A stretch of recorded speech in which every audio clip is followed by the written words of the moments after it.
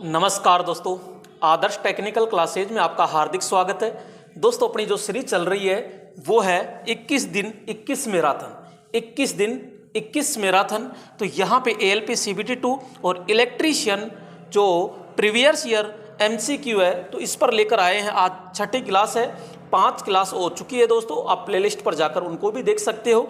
और यहाँ पर जो क्लास है ये क्लास नहीं, एक तरह का बहुत ही अच्छा इलेक्ट्रीशियन का पूरा निचोड़ है दोस्तों। और एक एक प्रश्न को इस तरीके से तैयार किया गया है, यहाँ पे जो एग्जाम में आए हैं उसको अब यहाँ पे एक एक प्रश्न के बहुत सारे ऑब्जेक्टिव निकलेंगे, बहुत सारे तथ्य निकलेंगे। तो एक एक प्रश्न को देखते हैं। आइए, आज का यहाँ पे पहला प्रश्न है कि टांका लगाने यानी सोल्डरिंग का मुख्य उद्देश्य खालिस्तान क्या है। दोस्तों, यहाँ पे सोल्डरिंग क्या होती है आइए समझते हैं। तो यहाँ अपन कहते हैं कि ये है सोल्डरिंग। तो यहाँ आपने लिखा सोल्डरिंग। तो ये सोल्डरिंग का जो मुख्य उद्देश्य है वो क्या है। तो अपन कहते हैं कि दो धात्विक चालक तार होते हैं, इनके सिरों को यहाँ पे तीसरी धातु और होती है और तीसरी धातु की सहायता से ऊष्मीय क्रिया द्वारा यहाँ पे ऊष्मा दी जाती है। तो ऊष्मीय क्रिया द्वारा यहाँ पे क्या, ऊष्मीय क्रिया द्वारा ये जोड़ बनाया जाता है। और जोड़ बनाने की जो क्रिया होती है मेरे दोस्तों वही क्या कहलाती है, सोल्डरिंग कहलाती है। यहाँ पे जो तीसरी जो धातु जोड़ी जा रही है इसे कहते हैं अपन फिलर धातु। क्या कहते हैं, तो इसे फिलर धातु के नाम से जाना जाता है। मेरे दोस्तों, क्या होता है फिलर धातु। फिलर धातु सामान्यतः ये जो होती है ये तांबा प्लस टिन की मिलकर के बनी होती है। इसका जो गलनांक होता है, गलनांक इन दोनों धातुओं के गलनांक से क्या होता है, इसका गलनांक कम होता है। तो इसका गलनांक क्या होता है, कम होता है और ये पिघल करके इसके चारों तरफ से चिपक जाती है। अब यहाँ आता है कि जोड़ बनाया क्यों, यानी ये टांका लगाया क्यों। तो यहाँ पे मेरे दोस्तों, यहाँ पे इस वजह से लगाया जाता है ताकि इस जोड़ पे चालकता बढ़ जाए। क्या, जोड़ की चालकता बढ़ जाए, यहाँ पे विद्युत सरलता से आसानी से पूरी की पूरी गुजर सके, प्रतिरोध कम हो सके। तो आइए देखते हैं। तारों के संयोजन को अस्थायी प्रकृति देना, तारों के जोड़ को हटा देना। जोड़ों को यहाँ पे अपन बात कर रहे हैं कि जोड़ों को ऑक्सीकरण करना और स्पार्किंग करना, तारों के संयोजन को स्थायी प्रकृति देना। दोस्तों, यहाँ पे जैसे आपने दो तार लिया और दो तार लेकर के यूं लपेट दिया तो ये तो अस्थायी हो गया ना, और आपने टांका लगा दिया तो एक प्रकार से क्या हो गया, स्थायी जोड़ हो गया। तो यहाँ पे तारों के संयोजन को स्थायी प्रकृति देना ये मेन होता है। तो ये देखिएगा, ये जो प्लेट है और नीचे से जैसे हमारे कहते हैं कि ये रेजिस्टेंस है और यहाँ पे ये लीड आई और यहाँ जोड़ना है, तो भैया इस पे ये जोड़ना है। तो यहाँ पे ये सोल्डर वायर होता है जिसे अपन फिलर धातु के नाम से जाना जाता है। और इधर से सोल्डरिंग आयरन जो ऊष्मीय क्रिया द्वारा क्या किया जाता है, जोड़ बनाया जाता है। तो दोस्तों, यहाँ पे फ्लक्स लगाया जाता है। फ्लक्स लगा करके यहाँ सोल्डर वायर होता है। तो ये चांदी का सा दिखता है लेकिन ये होता किसका है, तांबा प्लस टिन का होता है। ठीक है दोस्तों, समझ में आया होगा। तो ये पहला प्रश्न है। तो यहाँ पे और एक एक प्रश्न को बहुत अच्छे से देखते हैं। आइए देखते हैं। यहाँ पे नंबर 2 प्रश्न है और नंबर प्रश्न 2 क्या कह रहा है, आइए देखते हैं। यहाँ पे नंबर प्रश्न 2 को, आर्मेचर कुंडली के प्रतिरोध के कारण होने वाले नुकसान को खालिस्तान कहा जाता है। तो यहाँ पे नुकसान यानी खालिस्तान को क्या कहा जाता है, तो अपन कहते हैं भैया आर्मेचर कुंडली के प्रतिरोध। यानी कि यहाँ पे जो आर्मेचर था और आर्मेचर में जो कुंडली थी और कुंडली में होने वाला नुकसान, यानी कि ये नुकसान हो रहा था तो उसे हानि तो कहेंगे। तो यहाँ पे कौन सी हानि होगी, तो अपन नॉर्मली तो कहेंगे आर्मेचर हानि कहेंगे। यहाँ पे क्या कहेंगे, आर्मेचर, वो खुद ही तो कह रहा है आर्मेचर कुंडली में प्रतिरोध के कारण होने वाली। और ये कौन सी है, आर्मेचर ताम्र हानि कह दो इसको, आर्मेचर ताम्र हानि कहते हैं। कौन सी हानि होगी, आर्मेचर ताम्र हानि होती है। और यहाँ पे जो आर्मेचर ताम्र हानि होती है वो सबसे ज्यादा होती है। तो ये ध्यान आर्मेचर ताम्र हानि सबसे ज़्यादा। भाई सबसे ज़्यादा क्यों होती है, सबसे ज़्यादा होती क्यों है? क्योंकि इस हानि का प्रतिरोध कम होता है लेकिन इसमें धारा सबसे ज़्यादा गुजरती है। तो यहाँ पे अपन कहते हैं ताम्र हानि जो होती है वो I²R पे डिपेंड करती है। तो भैया धारा ज़्यादा गुजरेगी तो हानि भी तो ज़्यादा होगी ना। तो यहाँ पे सबसे ज़्यादा हानि बोलो किस में होती है, तो अपन सीधा सा आंसर देंगे कि सबसे ज़्यादा जो हानि होगी वो आर्मेचर ताम्र हानि के अंदर होती है। तो राइट ऑप्शन तो क्या हो जाएगा यहाँ पे, डी हो जाता है। लेकिन फील्ड हानि होती है, लोह हानि, ध्यान रखिएगा लोह हानि लोड पर निर्भर नहीं होती है, ये आवर्ती यानी फ्रीक्वेंसी पर निर्भर होती है। जबकि ये हानि होती है, ताम्र हानि होती है, ये आपकी किस पर निर्भर होती है, ये लोड पर निर्भर होती है। दोस्तों समझ में आ गया होगा। और एक होता है ब्रश संपर्क प्रतिरोध हानि, तो यहाँ पे वो घर्षण हुआ नहीं है। हाँ जी, अगला प्रश्न है, और अगला प्रश्न है नंबर 3। और प्रश्न नंबर 3 क्या कह रहा है, तो यहाँ पे नंबर 3 है, तो आइए समझते हैं। यहाँ पे किसी वोल्ट मीटर की संवेदनशीलता, क्या किसी वोल्ट मीटर की संवेदनशीलता में यानी खालिस्तान में व्यक्त की जाती है। तो दोस्तों वोल्ट मीटर की जो संवेदनशीलता होती है वो क्या होती है, तो अपन नॉर्मली कहते हैं यहां पे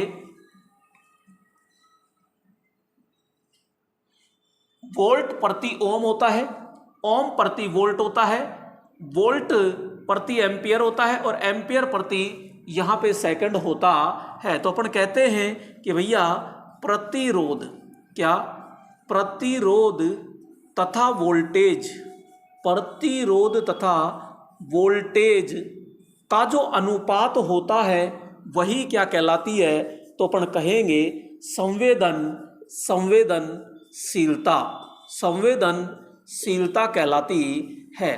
तो संवेदनशीलता का जो मात्रक होगा, प्रतिरोध का मात्रक क्या होता है, ओम, वोल्टेज का क्या होगा, वोल्ट, तो ओम प्रति वोल्ट होता है। तो राइट ऑप्शन हो जाएगा यहाँ पे, तो बी ऑप्शन आपका क्या होगा, राइट ऑप्शन होता है। भाई वोल्ट प्रति ओम जो होता है ये तो धारा का मात्रक होता है, वोल्ट प्रति ओम, तो ये थोड़ा सा ध्यान रखना, ठीक है।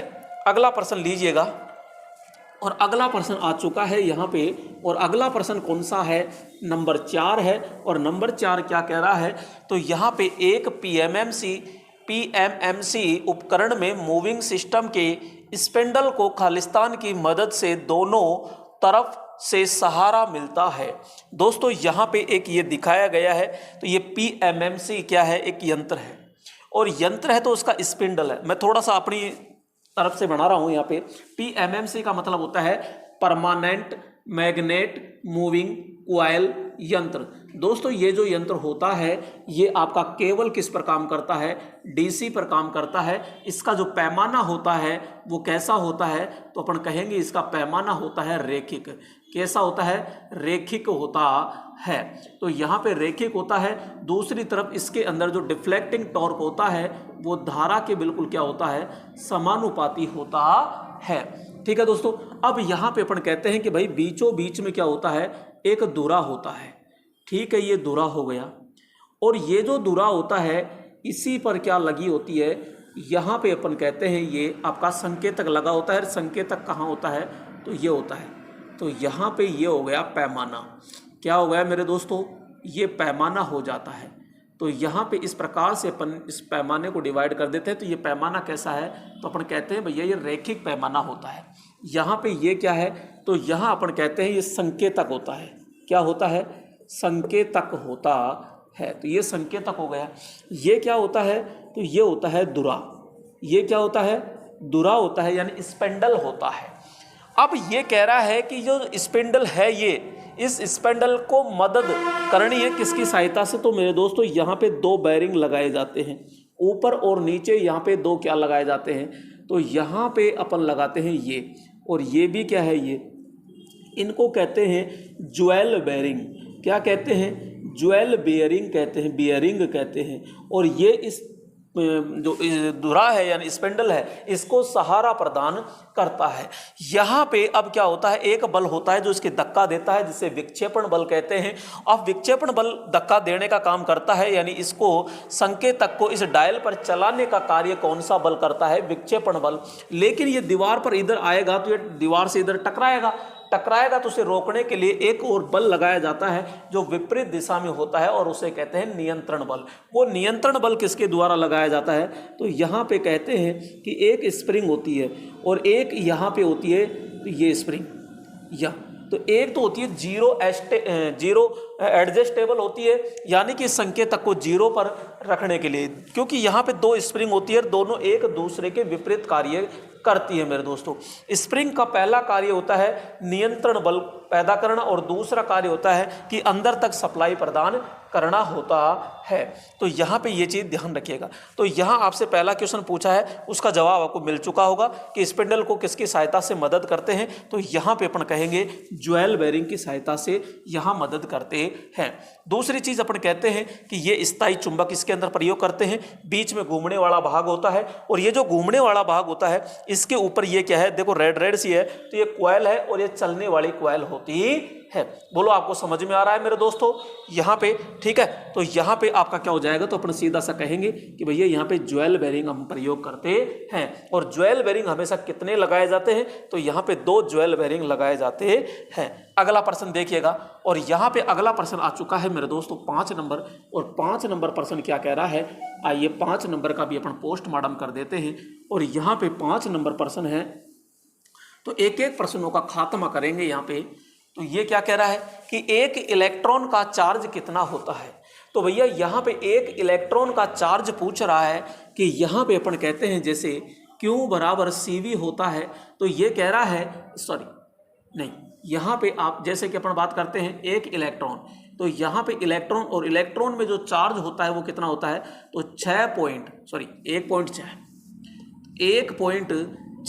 1.6 इंटू 10 की पावर -19 कूलाम क्या होता है, 1.6 इंटू 10 की पावर -19 कूलाम होता है।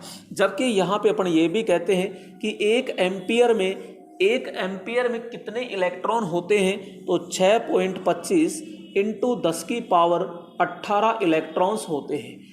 यहाँ पे 1 एम्पियर में अगर इलेक्ट्रॉन्स पूछ ले तो 6.25 इंटू 10 की पावर 18 इलेक्ट्रॉन्स होते हैं, और पूछ ले कि एक इलेक्ट्रॉन्स में चार्ज कितना होता है, तो 1.6 इंटू 10 की पावर -19 कूलाम होता है। ये विशेष तौर से ध्यान रखिएगा, ठीक है। तो यहाँ पे अब आप पता लगा लीजिए 1.6, तो 1.6 तो सब में ही है, और 10 की पावर -19 कूलाम, तो भैया यहाँ पे एक में ही है, तो राइट ऑप्शन सीधा क्या हो जाएगा, यहाँ पे डी ऑप्शन होता है। अगला प्रश्न देखिएगा, और अगला प्रश्न है यहाँ पे, ये अगला प्रश्न आ चुका है मेरे दोस्तों यहाँ पे। और अगला प्रश्न क्या आया है, तो यहाँ पे आया है कि पूर्ण तरंग दिष्टकारी कितने डायोड प्रयोग किए जाते हैं। दोस्तों यहाँ पे सबसे पहले अपन बात करते हैं कि जो दिष्टकारी होता है, दिष्टकारी क्या चीज़ है। ये दिष्टकारी जो होता है इसको इंग्लिश में कहते हैं मेरे दोस्तों रेक्टिफायर। क्या कहते हैं, अरे इसको रेक्टिफायर कहते हैं।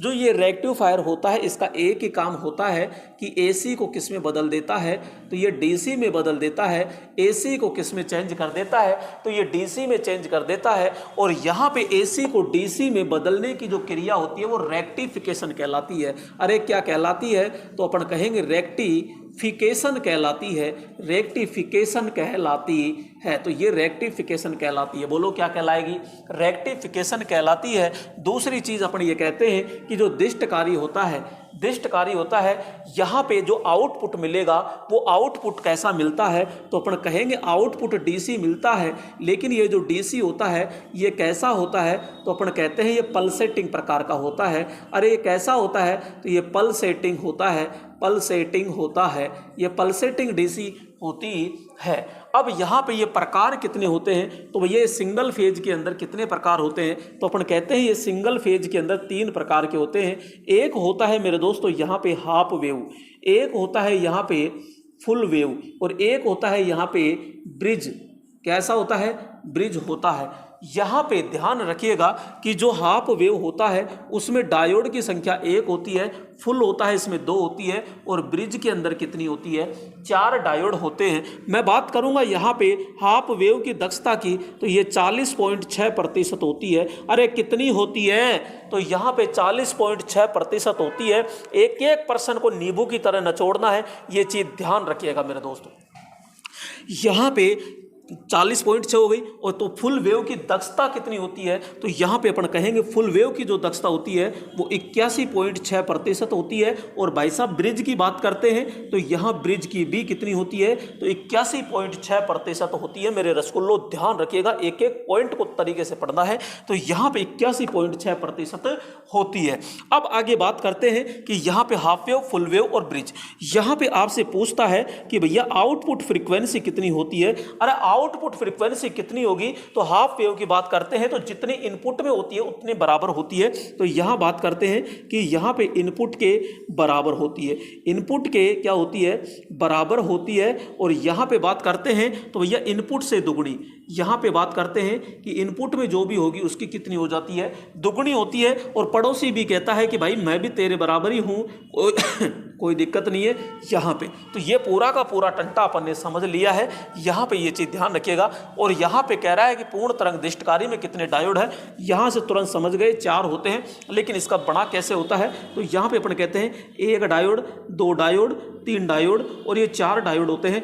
दोस्तों यहाँ पे केवल एक बार में 2 ही डायोड प्रयोग होते हैं। यहाँ पे ये आमने सामने वाले डायोड प्रयोग होते हैं। तो यहाँ पे एक बार ये होते हैं तो ये दूसरे बंद होते हैं, और फिर ये दूसरे चालू होते हैं तो ये बंद होते हैं। तो यहाँ पे अपन कह रहे हैं कि भैया इधर से धारा आ रही है, इधर से धारा आ रही है और इधर से गई। यहाँ पे बात इधर से ऐसे नहीं जाएगी। यहाँ पे जो धारा होती है ये कैसे, ये हरा वाला काम कर रहा है। तो यहाँ पे इधर से धारा गई और इधर से आई लोड से, और इधर यूं और इधर चली जाएगी। अब ये दोनों काम कर रहे हैं तो ठीक है, ये दोनों क्या रहेंगे, बंद। इसी प्रकार यहाँ पे क्या होता है कि धारा किधर से जा रही है, तो अपने कहते हैं ये हरे वाले क्या है, चालू है। तो यहाँ से ये दोनों और फिर इसमें और फिर इसमें से और फिर बाहर आ जाती है। तो एक साथ केवल 2 ही डायोड प्रयोग होते हैं। तो यहाँ पे राइट ऑप्शन तो क्या हो जाएगा, तो ए ऑप्शन हो जाएगा, यानी कि 4 होता है। ठीक है दोस्तों, यहाँ अगला पॉइंट आता है, यहाँ पे अगला यहाँ पे 7 नंबर आता है। और 7 नंबर क्या है, आइए देखते हैं 7 नंबर को। तो यहाँ पे 7 नंबर को देखते हैं। तो 7 नंबर प्रश्न क्या कह रहा है, कौन सी दिष्टकारी बैटरी की ट्रिकल चार्जिंग में प्रयोग किया जाता है। तो यहाँ पे आपसे पूछा जा रहा है कि जो ट्रिकल चार्जिंग जो विधि होती है, जो बैटरी होती है, बैटरी के अंदर सल्फेशन दोष होता है। कौन सा दोष होता है, यहाँ पे सल्फेशन दोष हो जाता है। तो वहाँ पे यानी दृढ़ गंधकत्व दोष हो जाता है। उस दृढ़ गंधकत्व दोष को क्या किया जाता है, चार्ज किया जाता है, दोष को दूर किया जाता है। तो उसके लिए ट्रिकल चार्जिंग विधि प्रयोग करते हैं। तो यहाँ पे बात करते हैं सल्फेशन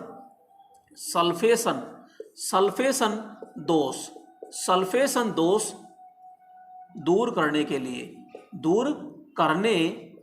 करने के लिए क्या लगाया जाता है, तो अपन कहते हैं ट्रिकल चार्जिंग। इसी को अपन टपकन भी कहते हैं। क्या कहते हैं भैया, टपकन।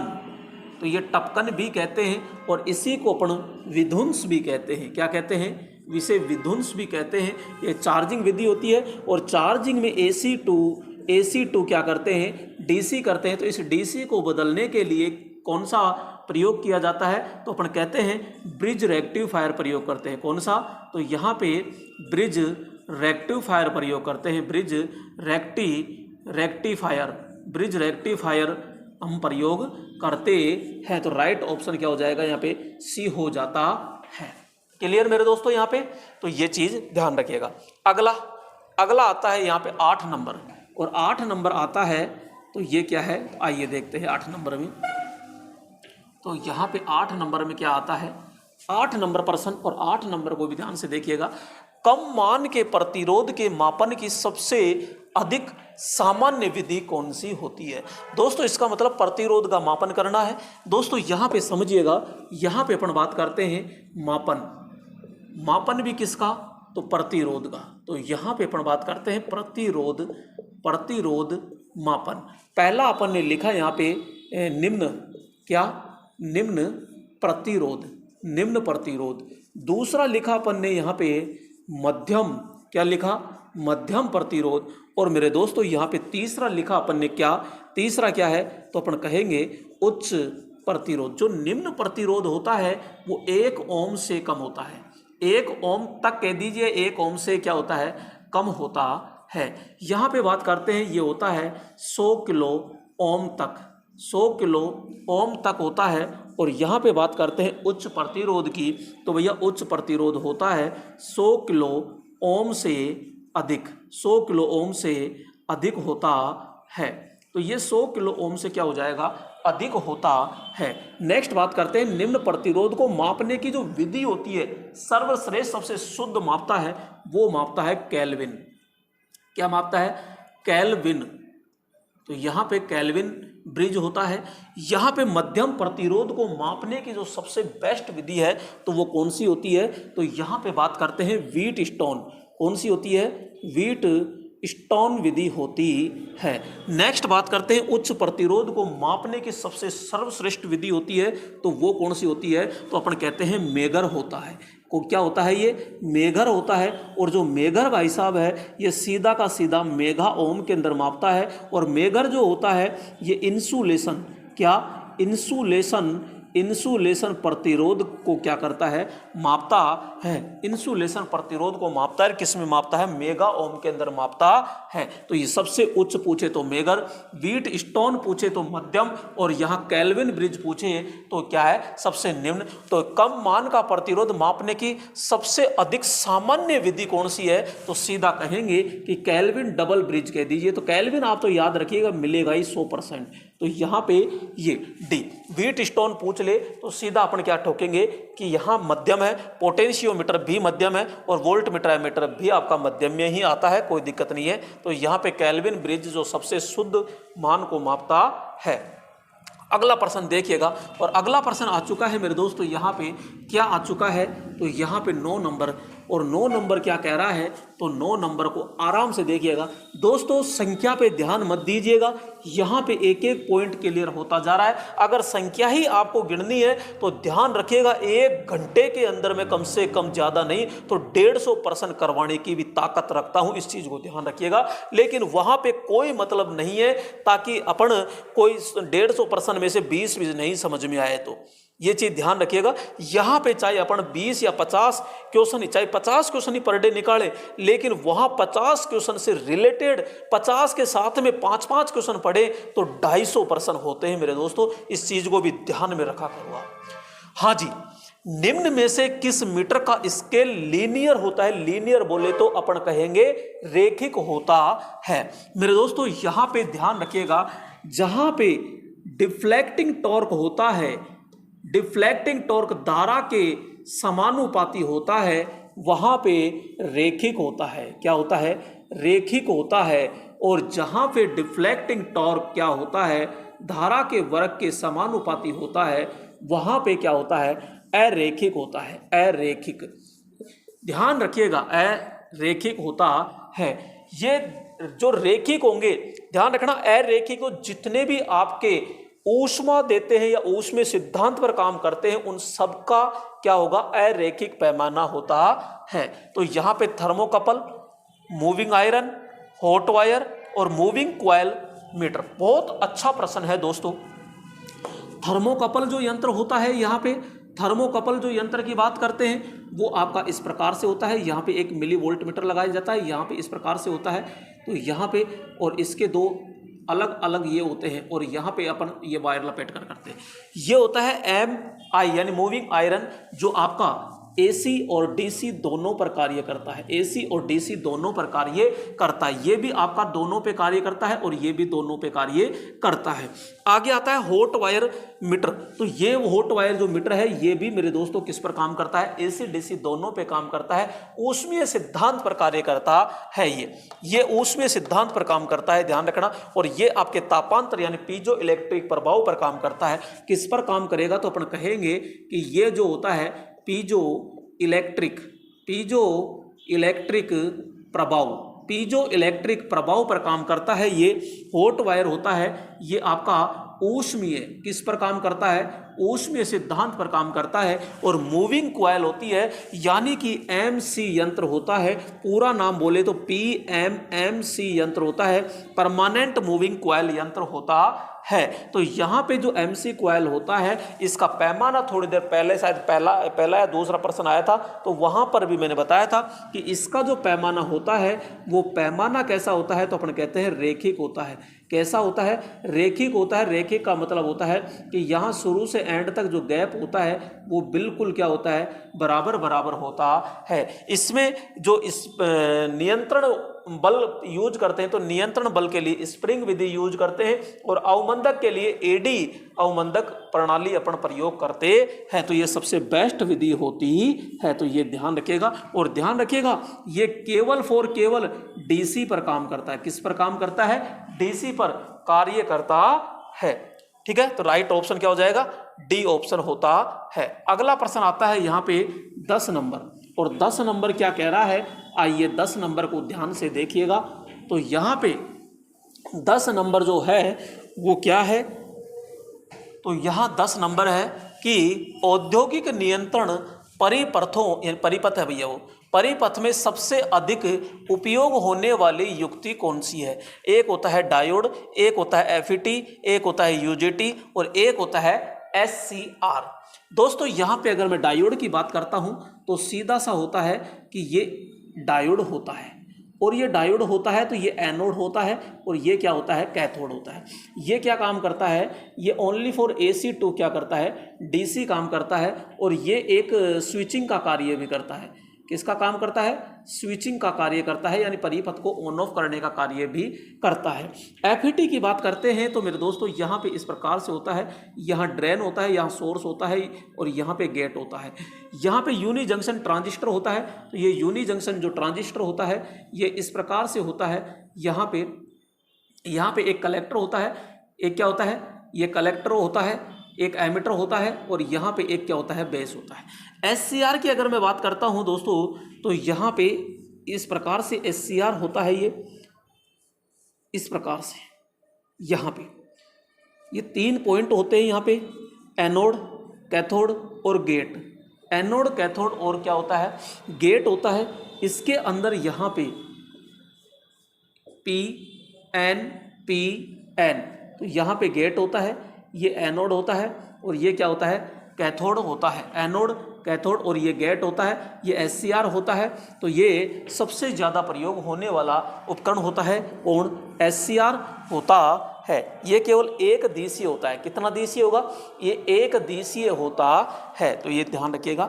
बेस्ट है एससीआर यानी silicon control rectifier. Silicon control rectifier होता है। यूजेटी यूनी जंक्शन ट्रांजिस्टर होता है। फील्ड इफेक्ट ट्रांजिस्टर होता है। फील्ड इफेक्ट ट्रांजिस्टर होता है। तो ये सारे अपन ने चर्चा कर लिए दोस्तों।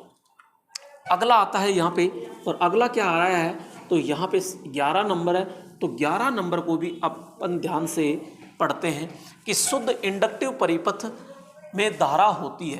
तो दोस्तों एक होता है शुद्ध इंडक्टिव और एक होता है शुद्ध कैपेसिटिव। शुद्ध इंडक्टिव और शुद्ध कैपेसिटिव दो होते हैं। तो यहाँ पे दोनों में क्या बात चलती है, क्या होता है, तो इसकी चर्चा अपन करते हैं। तो यहाँ पे एक एक पॉइंट को ध्यान से समझते हैं, और ध्यान से समझते हैं इसका मतलब है कि देखिएगा, यहाँ पे बात करते हैं इंडक्टिव, शुद्ध इंडक्टिव या शुद्ध प्रेरक भी कह सकते हो आप। क्या कह सकते हो, शुद्ध प्रेरक कह सकते हो। और यहाँ पे एक होता है कि शुद्ध धारिता कह सकते हो। तो यहाँ पे 2 होते हैं। इसमें क्या होता है, इसमें क्या होता है, इसमें केवल अपन कहते हैं केवल चौक ही AC परिपथ के साथ में जुड़ा है, और यहाँ पे केवल कैपेसिटर ही लगा हो, तो ये अपन कहते हैं ये केवल कैपेसिटर ही लगे होते हैं। तो ये तो परिपथ हो गए, ठीक है। अब इसमें धारा जाएगी, ये वोल्टेज है, इसमें क्या है, धारा है। इसमें वोल्टेज है, इसमें क्या है, धारा है। तो यहाँ पे जो वोल्टेज और धारा है, इन दोनों में जो संबंध होता है वो संबंध क्या है, तो अपन कहते हैं कि यहाँ पे ये जो चौक होता है ना, ये जो चौक होता है, ये भाई साहब धारा परिवर्तन का क्या करता है, विरोध करता है। तो अपन यहाँ पे कहेंगे कि धारा परिवर्तन धारा परिवर्तन का विरोध करता है। अरे जिसका विरोध करेगा वो आगे कैसे बढ़ जाएगा, नहीं बढ़ेगा तो धारा यहाँ होगी और वोल्टेज यहाँ होगा, और कितना डिग्री अंतर होगा। तो यहाँ अपन कहेंगे कि यहाँ वोल्टेज जो होता है वो धारा से 90 डिग्री आगे होता है। और शुद्ध का तो 0, इसका पावर फैक्टर पूछेगा तो 0 पश्चगामी होता है, पश्चगामी होता है, 0 पश्चगामी होता है। इधर बात करते हैं तो यहाँ पे अपना कहेंगे कि ये जो आपका कैपेसिटर है, धारिता है, ये वोल्टेज परिवर्तन का विरोध करता है, वोल्टेज परिवर्तन का विरोध करता है। किसका विरोध करता है? तो वोल्टेज परिवर्तन का क्या करता है? विरोध करता है। ये लो साहब, ये विरोध करता है। और यहाँ पे अपन बात करते हैं, जब विरोध जिसका हो रहा है वो आगे कैसे निकल जाएगा, तो आगे नहीं निकलेगा। आगे निकलेगा कौन? तो धारा आगे निकल जाएगी। और कितना डिग्री अंतर होगा? तो अपन कहेंगे 90 डिग्री। तो शुद्ध धारितीय परिपथ के अंदर धारा वोल्टेज से क्या होती है? तो 90 डिग्री आगे होती है, जबकि यहाँ पे वोल्टेज क्या होता है? 90 डिग्री आगे होता है। इसके अगर अपन बात करते हैं पावर फैक्टर की, पावर फैक्टर की बात करते हैं तो 0 तो होगा, 0 तो होगा, लेकिन कौन सा होगा? तो यहाँ बात कीजिए अग्रगामी होता है। अरे मेरे दोस्तों क्या होगा? तो यहाँ पे ठोकेंगे अग्रगामी होता है, तो यहाँ अग्रगामी हो जाएगा, जबकि यहाँ क्या हो जाएगा? पश्चगामी होता है। ये 0 पश्चगामी, 0 अग्रगामी होता है। बोलो समझ में आया कि नहीं आया? सारी चीजें अपने साथ में लेके चल रहे हैं, ऐसी कोई दिक्कत नहीं है। यहाँ दोनों के अंदर अगर पावर खपत की बात करते हैं तो पावर लॉस दोनों में 0 होता है, पावर लॉस दोनों में 0 होता है। एक परिपथ और होता है शुद्ध प्रतिरोधी परिपथ, तो उसके अंदर धारा और वोल्टेज दोनों साथ साथ चलते हैं, जबकि वहां पावर फैक्टर जो होता है, ध्यान रखिएगा, पावर फैक्टर इकाई होता है।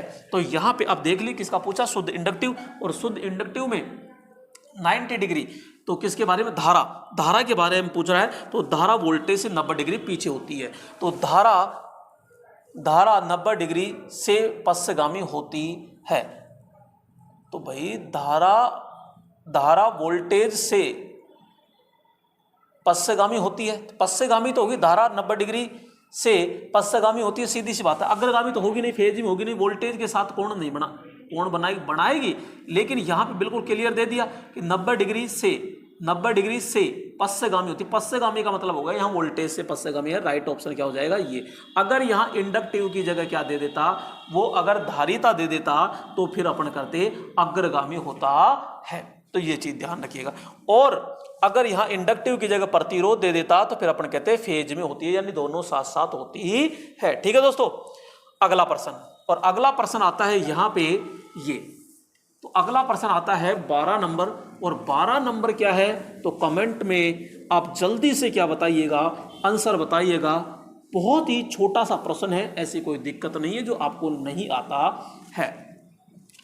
यहां पे अधिष्ठापन की इकाई क्या है? मैं बात करता हूं इकाई का मतलब होता है मात्रक। क्या होता है? मात्रक। इकाई कह दे, मात्रक कह दे, या यूनिट कह दे, या ठीक है यूनिट कह दे, या एकक क्या है। अब बारी आती है अधिष्ठापन, और अधिष्ठापन कहते हैं प्रेरकत्व को। किसको कहते हैं? तो यहाँ पे अपन कहते हैं इस अधिष्ठापन का मतलब होता है प्रेरकत्व, यानी इंडक्टेंस होता है उसको। तो यहाँ पे इंडक्टेंस का जो प्रतीक होता है, अगर मैं प्रतीक की बात करता हूँ तो प्रतीक होता है मेरे दोस्तों एल। क्या होता है? एल होता है। जबकि मैं मात्रक की बात कर दूं तो यहाँ पे मैं मात्रक की बात करता हूँ तो मात्रक होता है हेनरी। क्या होता है? हेनरी, और हेनरी का प्रतीक होता है एच। यहाँ पे मैं बात करूँ कि यहाँ इसके प्रेरकत्व के द्वारा विरोध, तो विरोध किसका करता है? तो वोल्टेज परिवर्तन, विरोध की मैं बात करता हूं तो विरोध करता है वोल्टेज परिवर्तन का। अभी समझाया था वोल्टेज परिवर्तन का। तो यहाँ पे जब ये निकल के आता है तो एक्स एल बराबर होता है 2 पाई एफ एल होता है। ये चीज़ ध्यान रखिएगा। दूसरी चीज़ अपन बात करते हैं कि यहाँ पे जो प्रेरकत्व होता है, इसका पावर फैक्टर आपसे पूछ ले तो ध्यान रखिएगा क्या होता है? पश्चगामी होता है। क्या होता है मेरे दोस्तों? पश्चगामी होता है। और यहाँ पे जो चौक होता है वो हमेशा किस क्रम में जुड़ा होता है? तो श्रेणी क्रम में होता है। तो राइट ऑप्शन तो क्या हो जाएगा यहाँ पे? डी हो जाएगा। आप मुझे बता दीजिए एम्पियर जो टर्न होता है ये किसका मात्रक होता है? तो एम्पियर टर्न होता है MMF। MMF होता है, तो MMF होता है मैग्नेटिक मोटिव फोर्स होता है। वेबर प्रति मीटर स्क्वायर होता है, तो भैया यहाँ पे ये वेबर प्रति मीटर स्क्वायर किसका है? तो अपन कहते हैं फ्लक्स है, और फ्लक्स प्रति मीटर स्क्वायर होता है, तो यहाँ पे वेबर प्रति मीटर स्क्वायर होता है। यानी कि फ्लक्स है जो किसी इकाई क्षेत्र से गुजर रहा है, तो यहाँ पे चुंबकीय फ्लक्स घनत्व क्या हो जाएगा? चुंबकीय फ्लक्स घनत्व होता है।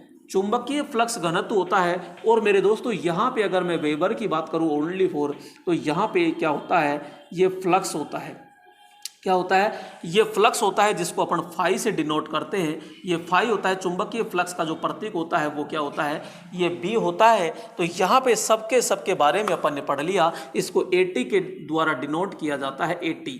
तो यहाँ पे AT के द्वारा डिनोट किया जाता है। एम्पियर टर्न जो MMF होता है। बोलो यहाँ पे किसी को कोई डाउट है? तो हेनरी यानी H होता है। तो यहाँ पे ये किसका मात्रक है? तो प्रेरकत्व का मात्रक होता है। पूरा अपन ने डिटेल से पढ़ लिया मेरे दोस्तों। अगला प्रश्न आता है यहाँ पे 13 नंबर। और दोस्तों 13 नंबर प्रश्न क्या है? आइए देखते हैं 13 नंबर प्रश्न को, क्योंकि यहाँ डिटेल से देखो, थोड़ा सा डिटेल से अगर पढ़ते हैं तो सीधी सी बात है टाइम तो लगता ही लगता है। अब बताने को तो और भी सारी चीजें होती है। तो यहाँ पे एक प्रेरकत्व के ऊपर 1 घंटे से ऊपर का समय चाहिए, लेकिन यहाँ पे क्या करें, समय इजाज़त नहीं देता है। क्योंकि फिर एक ही अगर क्वेश्चन के ऊपर ज़्यादा टाइम लेते हैं तो आप भी तो बोरिंग महसूस करते हो। तो यहाँ पे अपन को सारे टॉपिक लगभग क्लियर करने हैं। धारा का औसत मान उनके RMS मान से सदैव होता है। दोस्तों यहाँ पे कह रहा है कि एक होता है औसत मान। क्या होता है? औसत मान होता है। ठीक है, हमने लिखा भैया औसत मान, ये लो औसत मान कितना होता है? 0.637 होता है। ठीक है, एक होता है RMS मान। तो RMS मान कितना होता है? तो 0.707 होता है। एक होता है आपका पीक फैक्टर। क्या होता है मेरे दोस्तों? पीक फैक्टर होता है, तो 1.4142 होता है। एक होता है आपके रूप गुणक यानी फॉर्म फैक्टर होता है। रूप गुणक कह दो चाहे फॉर्म फैक्टर कह दो, 1.11। इनको तो गांठ बांध के आप याद कर लेना। चारों के चारों पूछे ही जाते हैं, बार बार पूछे जाते हैं, इस चीज को ध्यान रखिएगा। तो धारा का औसत मान उसके RMS मान से सदैव होता है। अरे तो भैया औसत मान तो ये रहा 0.637, और औसत मान उसके RMS मान से, तो ये RMS मान से, तो RMS मान से ये तो बेचारा कम होता है ना। तो भाई ये तो औसत मान उसके RMS मान से क्या हो रहा है? कम हो रहा है ना। तो यहाँ पे सीधा सीधा लिख देंगे कि कम होता है। समझ में आया कि नहीं आया? ध्यान रखना, डीसी के जितने भी डीसी के मापक यंत्र क्या दर्शाते हैं? और एक होता है कि एसी के मापक यंत्र क्या दर्शाते हैं। मेरे दोस्तों ध्यान रखना, एसी के मापक यंत्र हमेशा RMS मान दर्शाते हैं, जबकि डीसी के मापक यंत्र हमेशा क्या दर्शाते हैं? औसत मान दर्शाते हैं। बोलो समझ में आ रहा है कि नहीं आ रहा? आ रहा है तो ठीक है। अब यहाँ पे चलते हैं। तो यहाँ पे 14 नंबर प्रश्न आ चुका है, और 14 नंबर प्रश्न है तो ये क्या है? आइए दे धनाधन। तो यहाँ पे धड़ाधड़ अपन क्वेश्चनों का पोस्टमार्टम करते हुए उनको तरीके से पढ़ते हैं। एक संधारित्र में पावर फैक्टर का मान खालिस्तान होता है। थोड़ी देर पहले मैंने जिक्र किया था, पूरा का पूरा एनालिसिस किया था कि संधारित्र के अंदर जो पावर फैक्टर होता है वो कैसा होता है। क्योंकि एक तरफ मैंने प्रेरकत्व पढ़ा था, एक तरफ बोलो धारिता यानी कैपेसिटर बताया था कि नहीं बताया था आपको? तो संधारित्र जब भी होता है, यहाँ पे कैपेसिटर जब भी आ जाए, कैपेसिटर तो कैपेसिटर जो होता है इसमें धारिता होता है गुण, तो धारिता, तो ये धारिता होता है यानी कैपेसिटेंस होता है। धारिता का प्रतीक क्या होता है? फैरेड होता है। ये फैरेड अपन जानते ही हैं, फैरेड होता है। तो यहाँ पे कैपेसिटेंस का पावर फैक्टर आपसे पूछ ले तो सीधा क्या करना है? अग्रगामी। अगर ये शुद्ध है तो अपन कहेंगे 0 अग्रगामी होता है। तो 0 अग्रगामी यानी कि शून्य लीडिंग होता है, तो राइट ऑप्शन हो जाएगा। ये शून्य लेगिंग किसका होता है? तो ध्यान रखना प्रेरकत्व। प्रेरकत्व का होता है, इकाई किसका होता है, तो अपन कहेंगे कि शुद्ध प्रतिरोध का होता है। ये शुद्ध प्रतिरोध का होता है, ये शुद्ध प्रेरकत्व का होता है, और ये शून्य लीडिंग किसका होता है, संधारित्र का पावर फैक्टर होता है। बोलो समझ में आया कि नहीं आया? अरे आया गुरुजी, बहुत अच्छा आ रहा है तो समझते जाइए। तो क्यों? क्योंकि मैं आपके लिए बस मेहनत करता जाऊंगा और आप पढ़ते जाइएगा और आप बिल्कुल ड्राइवर बन जाइए फटाफट। और फिर मुलाकात हो तो कभी नमस्कार या मिलना जरूर कि सर मैं आपसे पढ़ा था और यहाँ आपसे पढ़ करके मैं आज ट्रेन चला रहा हूँ। मिलोगे कि नहीं मिलोगे? हाँ। तो यहाँ पे अब बात करते हैं स्ट्रेसिस हानि किसके समानुपाती होती है। मेरे दोस्तों यहाँ पे बात करते हैं, एक होता है लोहा हानि। क्या होता है? लोहा हानि। इस लोहा हानि की अगर मैं चर्चा करूँ, लोहा हानि,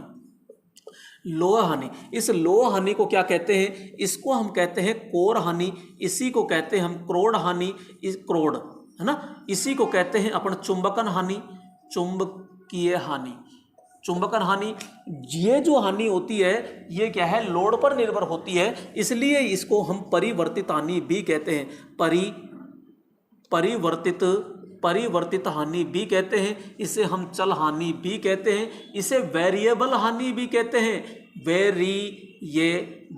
वेरिएबल हानि भी कहते हैं। जो हमारी लोहा हानि होती है ये भाई साहब लोड पर निर्भर नहीं होती है। अरे तो किस पर निर्भर होती है? तो अपन कहते हैं कि ये आपकी फ्रीक्वेंसी पर निर्भर होती है। किस पर निर्भर होती है? ये आपकी फ्रीक्वेंसी पर निर्भर होती है। ये ओनली फॉर एसी पर ही कार्य करती है। किस पर काम करेगी? तो अपन कहेंगे केवल एसी पर काम करती है, जबकि आपकी ताम्र हानि और आपकी जो यांत्रिक हानि है वो एसी हो चाहे डीसी हो, दोनों पे कार्य करती है। लेकिन हमारी लोहा हानि केवल एसी पर कार्य करती है। यहां पे बात करते हैं कि जो लोहा हानि होती है इसका परीक्षण, अरे इसका परीक्षण किससे किया जाता है? तो अपन कहेंगे जब ये लोड पे निर्भर नहीं होती है तो इसे ओपन सर्किट से ज्ञात करते हैं। ओपन सर्किट परीक्षण द्वारा ज्ञात करते हैं। इसको हम ये भी कह सकते हैं शून्य भार यानी कि नो लोड परीक्षण द्वारा भी अपन ज्ञात करते हैं। तो ये चीज ध्यान रखिएगा, ठीक है। अब यहाँ पे जो हमारी लोहा हानि होती है ना, लोहा हानि के मैं प्रकार की बात करता हूं तो मेरे दोस्तों यहाँ पे दो प्रकार होता है। एक होता है यहाँ पे स्ट्रेसिस। कौन सी होती है? स्ट्रेसिस होती है, जिसको हम क्या कहते हैं? जिसको हम शैथिल्य हानि कहते हैं। अरे क्या कहते हैं मेरे दोस्तों? यहाँ पे शैथिल्य हानि कहते हैं, इसी को मंदायन हानि कहते हैं। अरे क्या कहते हैं? मंदायन हानि कहते हैं। दूसरी होती है आपकी एडी करंट। अरे क्या होती है? एडी करंट होती है। करंट लग गया ना, करंट। और यहाँ पे अपन कहते हैं भंवर धारा हानि। भंवर धारा हानि भी कहते हैं, भंवर धारा हानि भी कहते हैं। और इसी को मेरे दोस्तों ध्यान रखना, फोकाल्टो, क्या कौन सी हानि? फोकाल्टो हानि कहते हैं। तो ये फोकाल्टो हानि भी इसे ही कहते हैं। स्ट्रेसिस हानि होती है, जो लोहा होता है उस लोहे के अंदर चुंबकत्व बार बार चुंबकत्व विचुंबकत्व के कारण होती है। तो ये स्ट्रेसिस हानि होती है। अगर मैं बात करूं दोस्तों यहाँ पे निवारण की, तो निवारण क्या करते हैं? लोहे के अंदर सिलिकॉन मिलाया जाता है, और वो भी कितना? तो 3 से 5% सिलिकॉन मिला करके और यहाँ पे स्ट्रेसिस हानि को दूर कर दिया जाता है। जबकि एडी करंट हानि क्या होती है? तो अपन कहते हैं कोर के अंदर उत्पन्न ऊष्मा व प्रतिरोध के कारण जो हानि होती है वो आपकी एडी करंट हानि होती है। और एडी करंट हानि का निवारण क्या होता है कि जो कोर है उसको आप पटलित कर दीजिए। क्या कर दीजिए? कि कोर को हम क्या कहते हैं? कोर। तो कोर को पटलित व लेमिनेशन करते हैं। लेमिनेशन और कितना करते हैं? तो 0.35 से 0.50 mm रखा जाता है। अब मैं सूत्र की बात करता हूं तो भैया WH बराबर होता है यहाँ पे नीटा बी मैक्सिमम का 1.6 F और V होता है। यहाँ पे। तो यहाँ जो WH होता है वो ओनली फॉर फ्रीक्वेंसी के क्या होता है, समानुपाती होता है, और WH जो होता है ये कोर का जो आयतन होता है, वॉल्यूम होता है, उसके केवल समानुपाती होता है। जबकि यहाँ पे बात करते हैं WE जो होता है ये B मैक्सिमम का स्क्वायर होता है, F का स्क्वायर होता है और T का स्क्वायर होता है। तो यहाँ पे तो WE जो होता है यानी भंवर धारा हानि जो होती है ये B के भी क्या होती है, चुंबकीय फ्लक्स घनत्व के वर्ग के समानुपाती होती है। और यहाँ पे अपन बात करते हैं कि ये फ्रीक्वेंसी के भी क्या होती है, समानुपाती, वर्ग के समानुपाती होती है। और यह कोर की मोटाई के वर्ग के क्या होती है, समानुपाती होती है। तो अब दोस्तों ध्यान से देख लीजिए, स्ट्रेसिस हानि है, क्योंकि मैंने देखो कितने क्वेश्चन बना दिए। अब दोस्तों आप गिनती नहीं कर सकते क्योंकि अब लो हानि आपकी पूरी जड़ से समाप्त हो चुकी है। अब यहाँ कोई डाउट नहीं रहना चाहिए। तो यहाँ पे अब आपसे स्ट्रेसिस हानि के लिए कह रहा है कि समानुपाती होती है, किसके समानुपाती होती है, तो भैया फ्रीक्वेंसी के भी होती है और कोर के आयतन के भी होती है। तो यहाँ आवर्ती ले रहा है तो आवर्ती के विलोमानुपाती, जी नहीं, तो आवर्ती के समानुपाती होती है, यानी कि सी ऑप्शन होता है। अगर स्ट्रेसिस की जगह क्या आ जाए तो अपन कहेंगे भंवर धारा आ जाए यानी एडी करंट आ जाए, तो अपन सीधा कहेंगे कि भैया यहाँ पे फ्रीक्वेंसी के वर्ग की क्या होती है, समानुपाती। तो क्या आ जाता, तो यहाँ पे कहते हैं आवर्ती के वर्ग के समानुपाती, यानी ये आ जाए। तो राइट ऑप्शन तो क्या हो जाएगा, यहाँ पे सी ऑप्शन होता है। बोलो समझ में आया कि नहीं आया? आया तो स्क्रीनशॉट ले लीजिए मेरे दोस्तों इसका। और अगला प्रश्न आ चुका है यहाँ पे, अगला प्रश्न आ चुका है यहाँ कौन सा, तो यहाँ अपन बात करेंगे 16 नंबर। तो यहाँ पे 16 नंबर प्रश्न आ चुका है। और 16 नंबर प्रश्न क्या कह रहा है, तो आइए समझते हैं 16 नंबर को, क्योंकि यहाँ पे क्वेश्चनों का भ्रमार है अपने पास में कि डीसी जनित्र के आर्मेचर में कौन सा विद्युत वाहक बल वोल्टेज उत्पन्न होता है। दोस्तों उस क्वेश्चन सीधा कह रहा है कि डीसी जनित्र है ये। चलो इसको मैं ब्लॉक डायग्राम से बनाता हूँ। यहाँ पे ये फील्ड है और ये जब फील्ड है तो यहाँ पे ये P है होता है और ये N होता है, और यहाँ पे चुंबकीय बल रेखाएं आती है। और जब ये चुंबकीय बल रेखाएं आती है तो दोस्तों यहाँ पे इसके बीच में एक घूमने वाला भाग होता है। और यहाँ मान लिया कि इसको यांत्रिक विधि द्वारा अपन घुमा रहे हैं तो ये आर्मेचर है, और आर्मेचर है तो ये घूमेगा। तो बोलो बल रेखाओं को काटेगा कि नहीं काटेगा? अरे गुरुजी काटेगा। अरे काटेगा तो इस चालक के अंदर, इसके अंदर बोलो ईएमएफ पैदा होगा कि नहीं होगा? अरे ये बात किसने बता दी? अरे ये बात बता दी आपके प्यारे को, किसने? माइकल फैराडे ने बता दी कि जब किसी चालक को चुंबकीय क्षेत्र में लगातार गतिमान कराते रहिए तो वहां पे एक ईएमएफ पैदा होता है, और वो ईएमएफ कौन सा होता है? एसी ईएमएफ होता है। ये बात बता दी मेरे दोस्तों।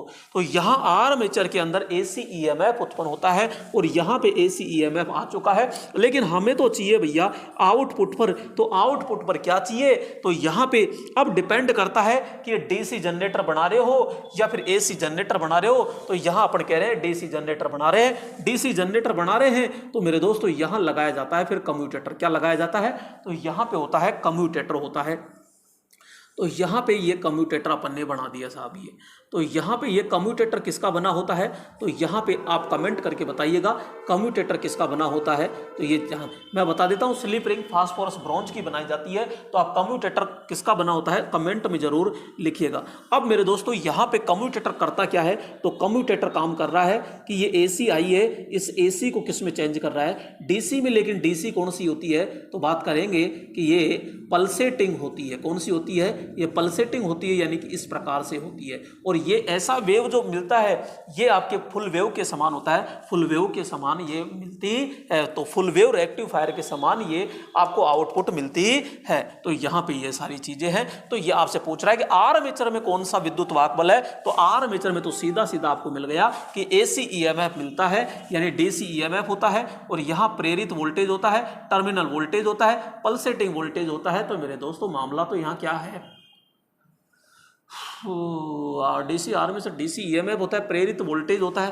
तो भैया यहाँ इसके अकॉर्डिंग चलेंगे तो अपन कहेंगे प्रेरित वोल्टेज होता है। और ये प्रेरित वोल्टेज कौन सा होगा? तो अपन कहेंगे ये एसी होता है, क्योंकि प्रेरित वोल्टेज को ही उत्पन्न वोल्टेज कहते हैं। तो यहाँ प्रेरित ईएमएफ होता है, यानी उत्पन्न वोल्टेज होता है। और यहाँ पे जो मिल रहा है ये आपको टर्मिनल वोल्टेज मिलता है, यानी यहाँ जो मिल रहा है ये डीसी वोल्टेज मिलता है। यहाँ जो मिलता है ये आपको कौन सा मिलता है? पल्सेटिंग वोल्टेज मिलता है। लेकिन जो प्रेरित वोल्टेज होगा वो अंदर पैदा होने वाला होता है। तो दोस्तों ये काफी सारी चीजें मैंने आपको क्लियर कर दी।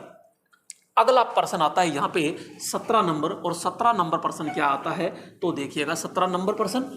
तो 17 नंबर प्रश्न को ध्यान से समझते हैं, और 17 नंबर प्रश्न है अपना यहाँ पे कि घरेलू रेफ्रिजरेटर में सबसे ठंडा भाग निम्नलिखित में से कौन सा होता है।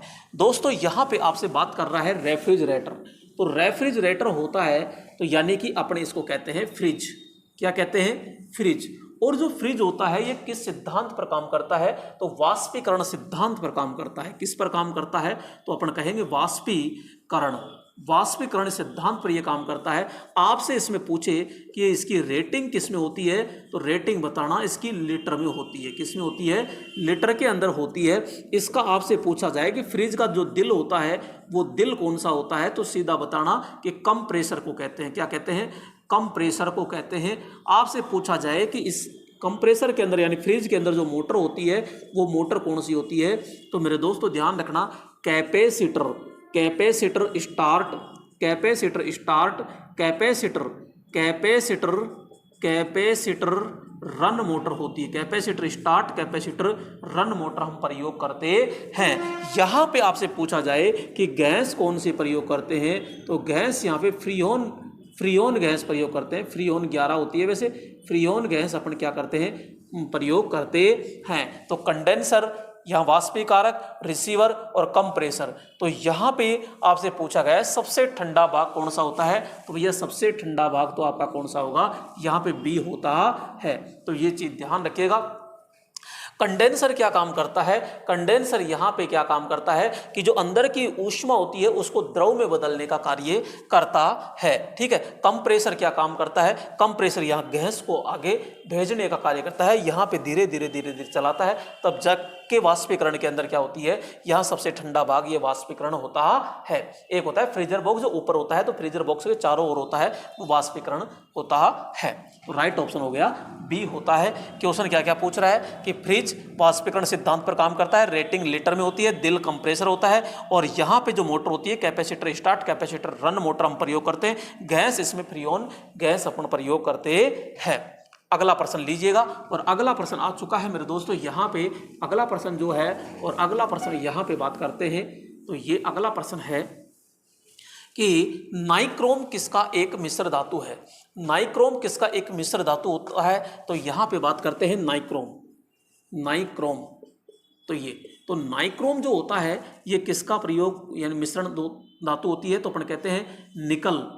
Nickel plus chromium, nickel plus chromium होता है। क्रोमियम तो यहाँ पे निकल तो कितना होता है 80% और 20% क्या होता है यहाँ पे ये होता है क्रोमियम। आपसे क्वेश्चन पूछा जाएगा कि नाइक्रोम जो होता है ये किस सिद्धांत, ये किसके लिए होता है तो ये ऊष्मा उत्पन्न करता है। क्या करता है? ऊष्मा उत्पन्न करने के लिए इसका प्रयोग किया जाता है। तो जैसे सोल्डरिंग है, क्या जैसे कि उपयोग की बात करते हैं तो जैसे कि सोल्डरिंग के अंदर हम प्रयोग करते हैं नाइक्रोम का।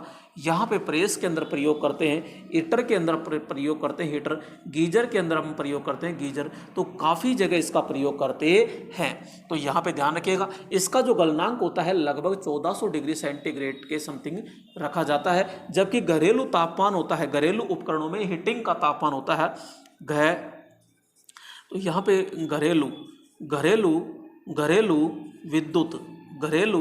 विद्युत उपकरण, घरेलू विद्युत उपकरण में ऊष्मा या ताप कह सकते हो, ताप।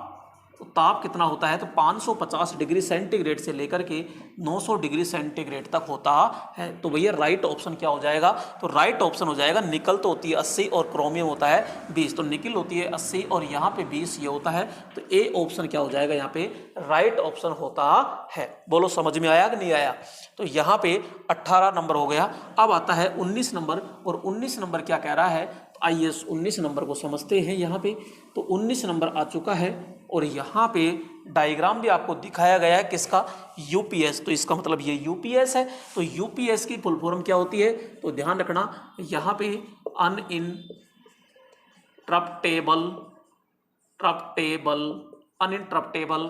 Power supply.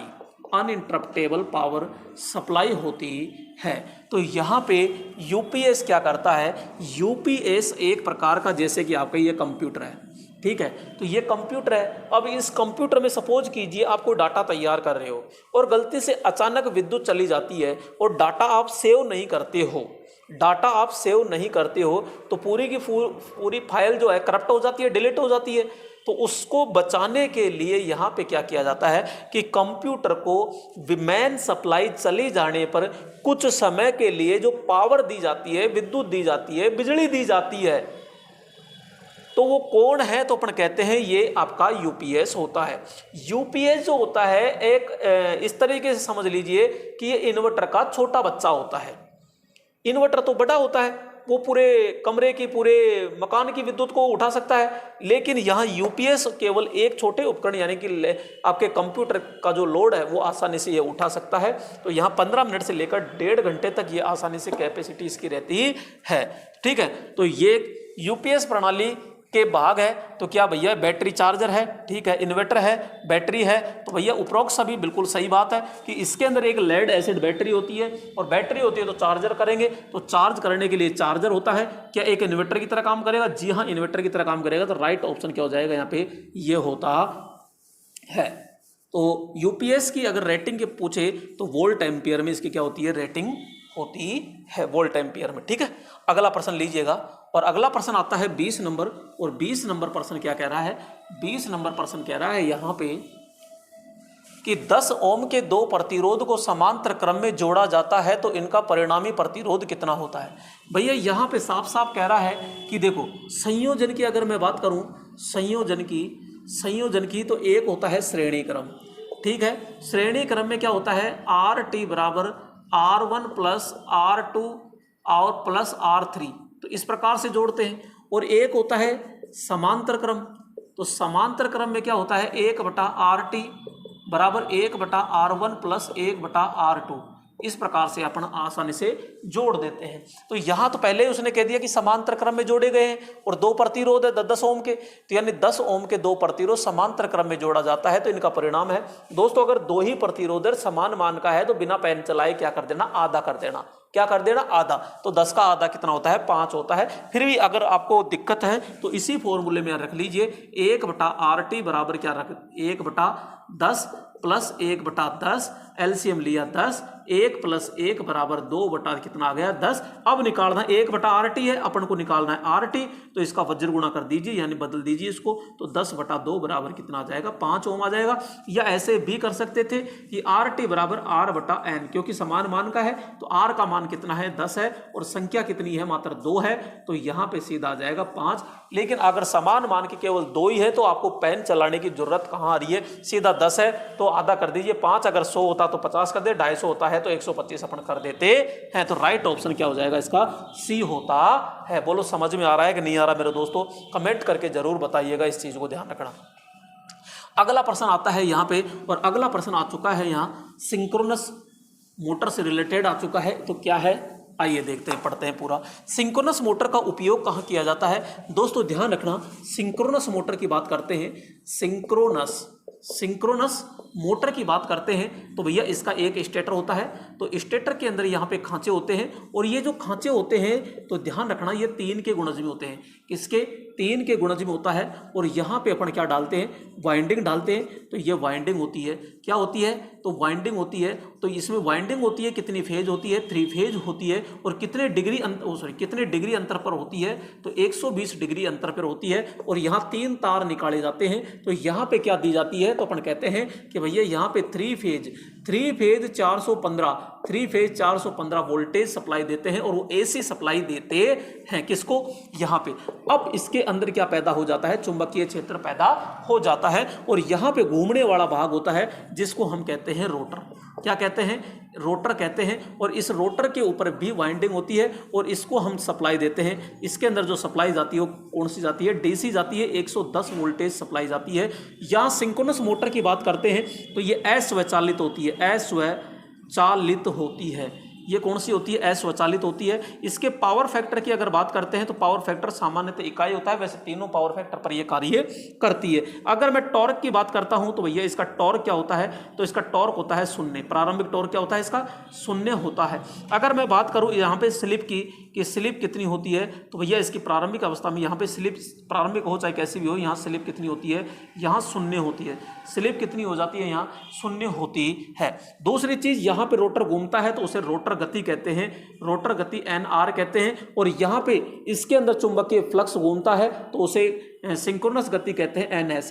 दोनों गति क्या होती है इसमें, बराबर होती है, तो ये सिंक्रोनस मोटर होती है। दूसरी चीज अपन कहते हैं इस मोटर का उपयोग की बात करते हैं, उपयोग, तो उपयोग पावर फैक्टर को सुधारने के लिए किया जाता है। किसको, पावर फैक्टर सुधारने के लिए किया जाता है। दूसरी चीज यहाँ पे अपन कहते हैं कि जो विद्युत घड़ी होती है, विद्युत घड़ी के अंदर भी अपन किस मोटर का प्रयोग करते हैं, यहाँ पे सिंक्रोनस मोटर का प्रयोग करते हैं। एक जैसे कि अपन बात करते हैं MG सेट होता है, तो MG सेट के अंदर भी इस मोटर का हम प्रयोग करते हैं। और इसको प्रारंभ करने के लिए किसकी आवश्यकता पड़ती है, तो इसको भाई साहब प्रारंभ करने के लिए यांत्रिक ऊर्जा की आवश्यकता पड़ती है।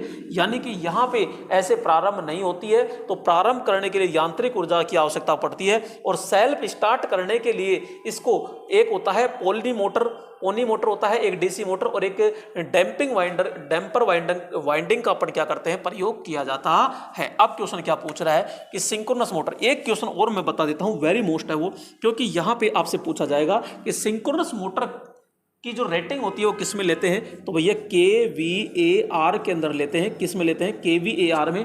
अगर यहाँ पे पावर फैक्टर सुधारती है तो यहाँ पे आपके सिंक्रोनस मोटर किस में आती है, kVAR के अंदर इसका प्रयोग किया जाता है। तो उच्च प्रारंभिक टॉर्क पाने के लिए करते हैं क्या, पावर फैक्टर घटाने के लिए करते हैं क्या, पावर फैक्टर सुधारने के लिए। मैंने कहा कि पावर फैक्टर सुधारने के लिए करते हैं, तो राइट ऑप्शन क्या हो जाएगा, यहाँ पे C ऑप्शन होता है।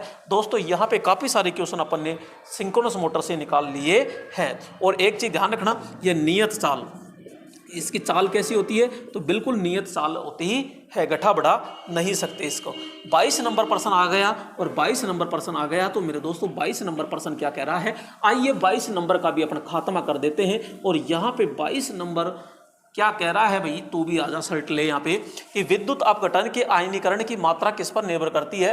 तो भाई विद्युत अपघटन की मात्रा है, विद्युत अपघट्य की प्रकृति पर डिपेंड करती है, विद्युत अपघट्य की सांद्रता पर डिपेंड करती है, विद्युत अपघट्य के ताप पर डिपेंड करती है। और उपरोक्त सभी मेरे दोस्तों यहाँ पे जो विद्युत अपघट्य है बिल्कुल ये सभी पे प्रकृति पे, सांद्रता पर और तापमान पर, प्रकृति पर, सांद्रता पर, तापमान तीनों पे डिपेंड करता है। तो राइट ऑप्शन तो ये हो जाएगा। आपसे क्वेश्चन पूछा जाता है वैद्युतिक अपघटन जो नियम है ये किसने दिया था, ध्यान रखिएगा, ये हमारे फैराडे ने दिया था।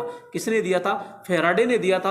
आपसे पूछा जाए विद्युत अपघट्य नियम कहाँ होता है, तो अपन कहते हैं जैसे कि सेल है, आपकी बैटरी होती है, तो इसके अंदर दिया था। यहाँ पे फैराडे ने कितने नियम दिए थे, तो यहाँ वैद्युतिक अपघट्य के अंदर 2 नियम दिए थे। ध्यान रखिएगा, यहाँ पे किसी भी इलेक्ट्रोड से जो पदार्थ मुक्त होता है तो उसका जो द्रव्यमान होता है वो विद्युत की मात्रा के समानुपाती होता है, तो I × T होता है यहाँ पे।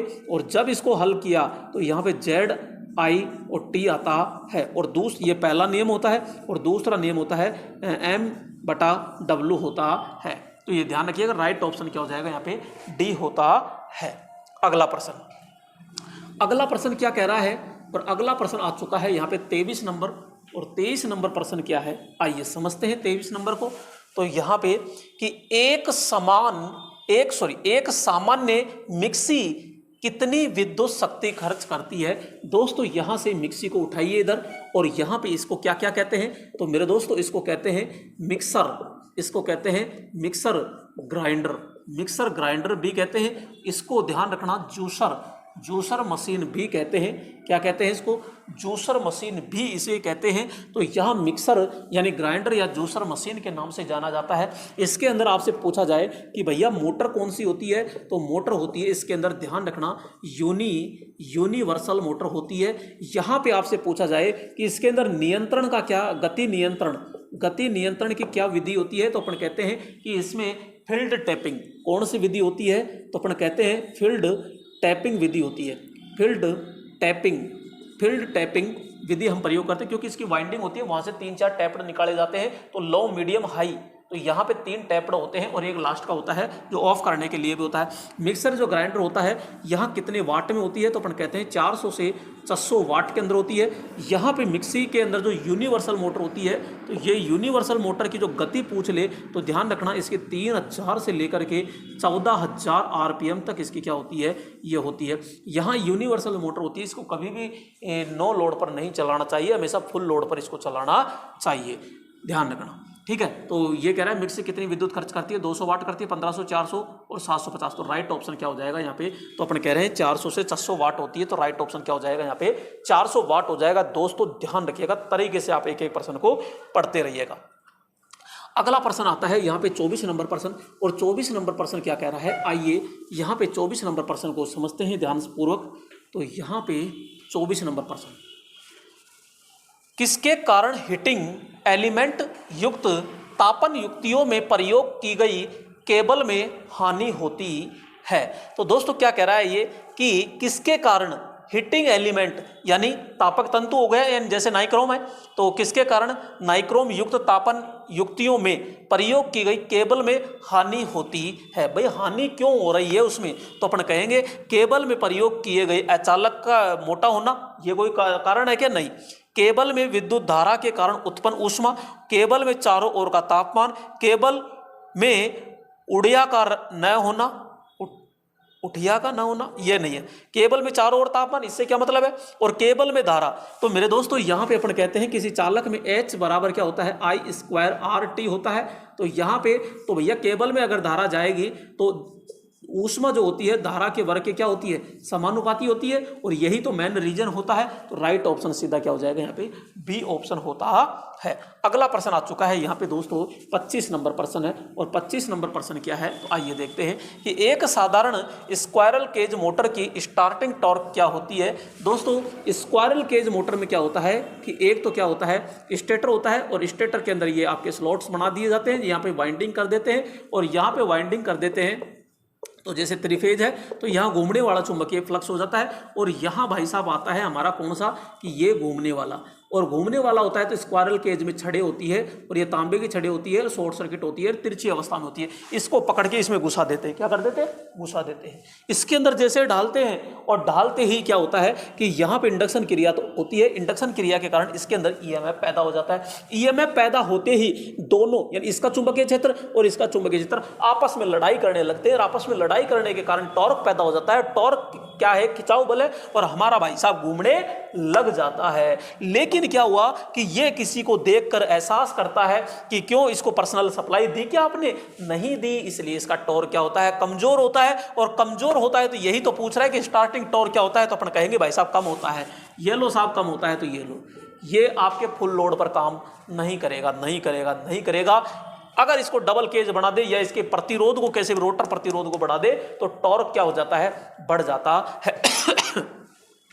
यहां पे बात करते हैं कि इसकी जो गति होती है, इसकी जो गति होती है वो नियत गति होती है। कौन सी गति होती है, इसकी गति भैया नियत होती है। और सबसे ज़्यादा जो हम प्रयोग करते हैं वो इसी मोटर का प्रयोग किया जाता है। स्क्वायरल के जो मोटर होती है, पिंजरा परिणत मोटर होती है, इंडस्ट्रियल एरिया में सबसे ज़्यादा प्रयोग की जाती है। घरेलू कार्यों में भी लगभग यही मोटर ज़्यादातर हम प्रयोग करते हैं। ठीक है दोस्तों, अगला प्रश्न आता है यहाँ पे 26 नंबर, और 26 नंबर प्रश्न क्या कह रहा है, तो 26 नंबर प्रश्न का भी यहाँ पे कुछ न कुछ करते हैं। अरे कुछ न कुछ क्या करेंगे, खातमाई तो करेंगे। पी टाइप सेमीकंडक्टर में अल्प मात्रा कैरियर होता है। दोस्तों ध्यान रखिएगा, यहाँ पे अपन बात करते हैं, एक होता है पी प्रकार और एक होता है एन प्रकार। ठीक है, ये दो होते हैं। इसके अंदर इलेक्ट्रॉन होते हैं और इसके अंदर होल होते हैं, ये दो। इसके अंदर भी क्या होता है, इलेक्ट्रॉन होते हैं, और यहाँ पे क्या होता है, होल होता है। अब एक बात वो पूछता है कि अधिकता और निम्नता यानी माइनॉरिटी और पोलैरिटी, माइनॉरिटी और पोलैरिटी। तो यहां पे अपन कहते हैं माइनॉरिटी। तो यहां पे बात करते हैं कि इसमें जो इलेक्ट्रॉन होंगे, इसमें इलेक्ट्रॉन तो क्या होंगे, निम्न। इसमें तो क्या होते हैं, निम्न, और होल क्या रहेंगे, अधिक। तो इसमें होल रहेंगे अधिक, तो यहां पे। और इसके अंदर जो एन पदार्थ होता है, इसके अंदर इलेक्ट्रॉन क्या रहेंगे, अधिक। इसमें क्या रहते हैं, अधिक रहते हैं। जबकि इसमें होल क्या होते हैं, इसमें होल रहते हैं कम। क्योंकि यहाँ इलेक्ट्रॉन की क्या रहती है, अधिकता होती है, एक होल की क्या रह जाती है, कमी, और यहाँ पे इलेक्ट्रॉन की कमी हो जाती है, इस कारण ये पी प्रकार तैयार होता है। क्वेश्चन पूछ ले कि पी प्रकार तैयार करने के लिए जो अशुद्धि होती है वो कौन से संयोजी मिलाई जाती है, तो ध्यान रखना यहाँ पे त्रिसंयोजी मिलाते हैं। कौन से संयोजी, त्रिसंयोजी, त्रिसंयोजी अशुद्धि होती है, जबकि इसको तैयार करने के लिए अपन कहेंगे पंच संयोजी, पंच संयोजी अशुद्धि अपन तैयार करते हैं। तो आपसे क्या पूछ रहा है, पी टाइप सेमीकंडक्टर में अल्प मात्रा कैरियर क्या होता है, तो अल्प, अल्प का मतलब निम्न, निम्न का मतलब इलेक्ट्रॉन, इलेक्ट्रॉन पे पहुंच जाइए और ये ठोक दीजिए सीधा सीधा। तो ए ऑप्शन क्या हो जाएगा यहाँ पे, राइट ऑप्शन होता है। आपसे क्वेश्चन पूछा जाएगा कि इसमें आवेश कौन सा होता है, तो मेरे दोस्तों इसमें जो आवेश होता है, आवेश होता है ऋणात्मक, जबकि यहाँ प्रोटॉन होता है। प्रोटॉन में जो आवेश होता है वो आवेश होता है, वो आवेश कौन सा होता है, तो अपन कहेंगे पॉजिटिव होता है। और होल के अंदर भाई साहब ये तो थर्ड पर्सन है मामला ही, ये किसी, इसके अंदर कुछ नहीं होता है, ना आकर्षण होता है ना प्रतिकर्षण होता है, ये उदासीन होता है। क्या होता है, उदासीन होता है। तो ये ठीक है, सॉरी मैं तो न्यूट्रॉन समझ बैठा, ये तो होल्स है, ये तो क्या है, होल्स है। तो होल्स है तो होल्स के अंदर तो पॉजिटिव पाएगा ना, मैं इनका वो न्यूट्रॉन समझ बैठा, इसको होल्स है, होल्स के अंदर पॉजिटिव पाया जाता है। ठीक है, यहाँ पे नेक्स्ट की बात करते हैं, ये लो 27 नंबर, और 27 नंबर प्रश्न क्या कह रहा है, तो 27 नंबर प्रश्न के पास जाते हैं और 27 नंबर से मुलाकात करते हैं कि भाई तू क्या कहना चाह रहा है रे। 27 नंबर कह रहा है कि सीरीज ओम मीटर में दाईं ओर रीडिंग क्या होती है। इसका मतलब बात करते हैं मेरे दोस्तों, यहाँ पे ओम मीटर, अरे ओम मीटर सबसे पहले तो पूछ किसका मापन करता है, तो अपन कहते हैं ये प्रतिरोध का मापन करता है। किसका मापन करता है, प्रतिरोध का मापन करता है। किस में करता है, ओम में करता है। यहाँ पे जो ओम मीटर होता है भाई साहब, ये दो प्रकार का होता है। एक होता है आपके ओम मीटर यानी ओम श्रेणी मीटर, ओम श्रेणी मीटर होता है, और एक होता है ओम संट ओम मीटर कह दीजिए इसको, है ना, संट ओम मीटर।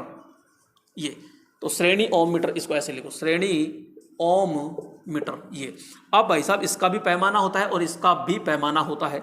ठीक है, तो यहाँ बात करते हैं ये 0 होता है और इधर करते हैं ये, तो यहाँ पे ये पैमाना होता है, तो इधर ये कहेंगे ये दायां भाग होता है, ये दायां, और इधर होता है ये बायां, ध्यान रखना।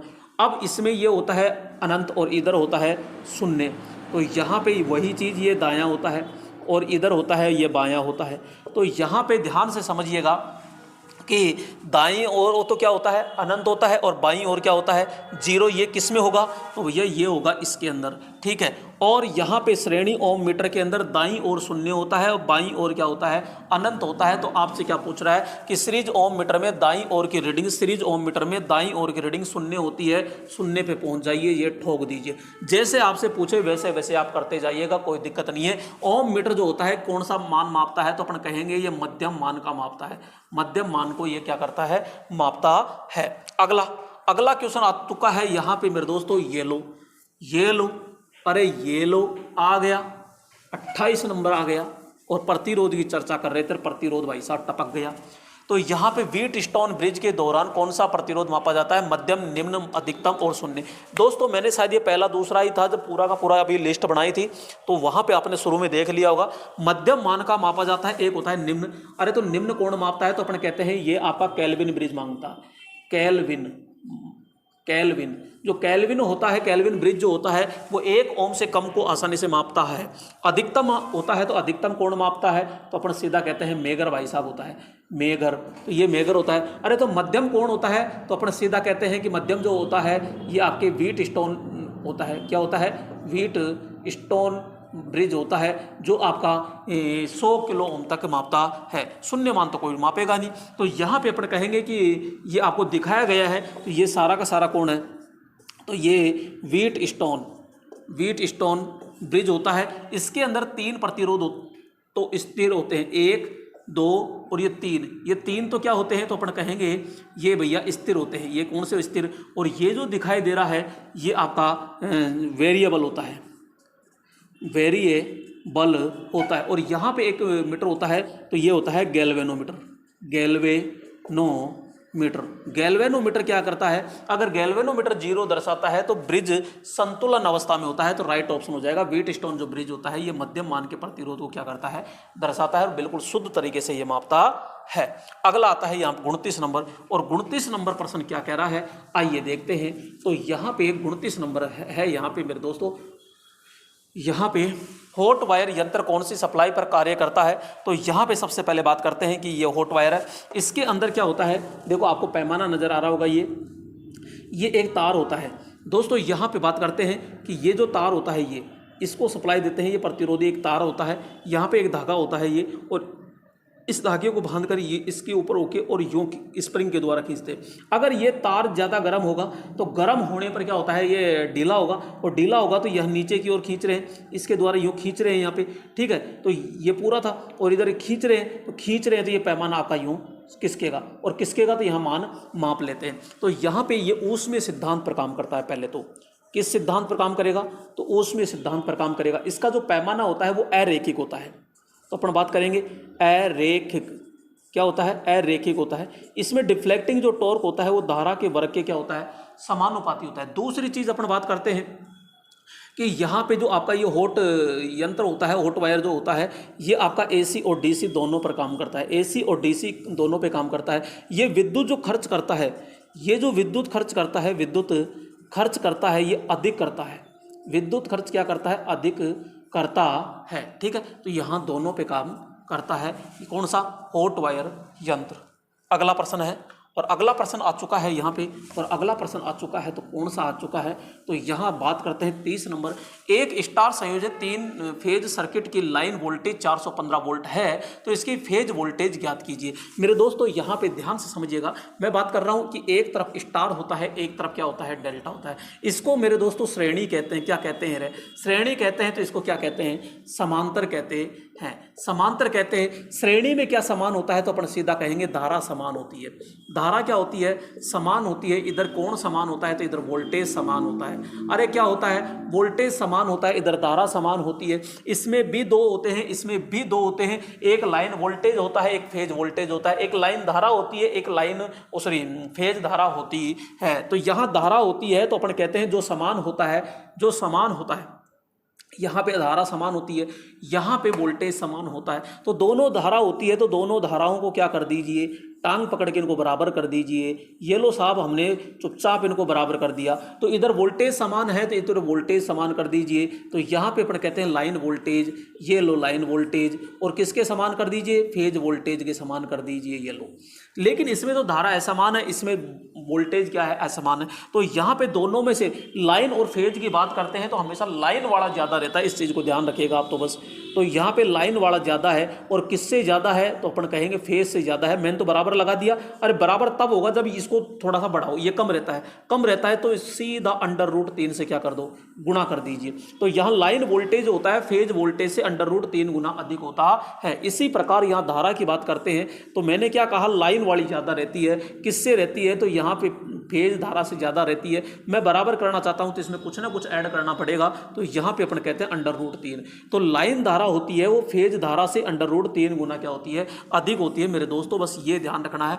यहाँ पे इसमें से न्यूट्रल निकाला जा सकता है, तो यहाँ से न्यूट्रल निकाला जा सकता है, जबकि इसमें पॉसिबल नहीं होता है। अब आपके न्यूमेरिकल पे आ जाइए। मैंने ये पूरा का पूरा सिस्टम आपको समझा दिया है। एक स्टार संयोजित है 3 फेज सर्किट में, लाइन वोल्टेज के बारे में दे रखा है। तो भैया ये क्या दिया क्या है, तो लाइन वोल्टेज आपको दिया गया है और आपसे पूछ रहा है कि फेज वोल्टेज का मान ज्ञात कीजिए। तो मेरे दोस्तों यहाँ पे फेज वोल्टेज निकालना है, और फेज वोल्टेज निकालना है, और यहाँ पे √3 होगा, और ऊपर कितना है, VL होता है ये।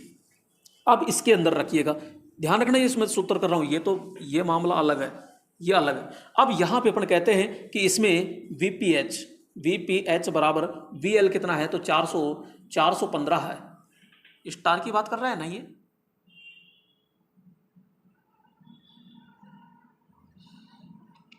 चलो √3 है और √3 है। √3 का मान कितना होता है, तो अपन कहते हैं 1.732। अब लगभग आप क्या कीजिए, आप इसको लगभग 2 मानिएगा। अगर मैं इसको 2 मानता हूँ, ध्यान सुनना, लगभग 2 मानिएगा। अगर 2 मानता हूँ तो 2 का भाग इसमें दिया, 2 बार, ठीक है। अब यहाँ पे मैं कहूँगा 0 और यहाँ लगभग कितना हो गया, ये 14 मान लीजिए 7, तो ये 7 यानी कि 207। लेकिन मेरे दोस्तों यहाँ 210 भी है, 220 भी है, 215 भी, 215 नहीं है, तो यहाँ पे ये कम है तो ये ज़्यादा है। तो लगभग मेरे दोस्तों अब इसको देखो कैलकुलेट करना ही पड़ता है थोड़ा सा, तो ये संख्या कुछ ऐसी दे दी, इसको मैं थोड़ा सा कैलकुलेट कर लेता हूँ। तो यहाँ पे कितना होता है, तो यहाँ पे अपन बात कर लेते हैं कि भैया 415 में भाग देना है 1.732, 1.732, तो दोस्तों 239, 415 में 1.732 का भाग देते हैं तो ये तो 239 यानी 240 है, और 240 का तो ऑप्शन ही यहाँ पे नहीं है। मेरे ख्याल से इसने मिस्टेक कर दी, और वो मिस्टेक क्या कर दी, यहाँ अगर मैं इसको ये कहूँ कि ये क्या है, अगर ये डेल्टा है, ये डेल्टा, या तो देखो भाई यहाँ पे इसका जो डाटा आ रहा है, यहाँ पे अगर स्टार के तरीके से करना चाहते हो तो 239 पॉइंट कुछ आ रहा है, यानी लगभग अपन कहेंगे यहाँ पे 2 लिख दो, 2 वोल्टेज। तो ये तो किसके तरीके से है, ये तो स्टार तरीके से है। अगर मैं इसको डेल्टा मान लेता हूँ, अगर इसको डेल्टा मान लेता हूँ तो डेल्टा में तो भाई साहब दोनों क्या होते हैं, बराबर होते हैं। और यहाँ 415 है, ये लाइन वोल्टेज 415 है, तो फेज वोल्टेज भी 415 होगा। तो इस डेल्टा के अनुसार तो क्या हो जाएगा, इस डेल्टा के अनुसार ये हो जाएगा। तो राइट ऑप्शन क्या हो जाएगा, तो भैया इसको आप काट दीजिए। मैंने वैसे बता दिया पूरा मेथड, ठीक है। अगला प्रश्न आइए देखते हैं, और अगला प्रश्न आ चुका है यहाँ पे 31 नंबर प्रश्न है। और 31 नंबर प्रश्न क्या कह रहा है, तो ये 31 नंबर प्रश्न कह रहा है, आइए देखते हैं। यहाँ पे 31 नंबर की बात कर रहे हैं, तो 31 नंबर प्रश्न है आ चुका है आपकी स्क्रीन पर।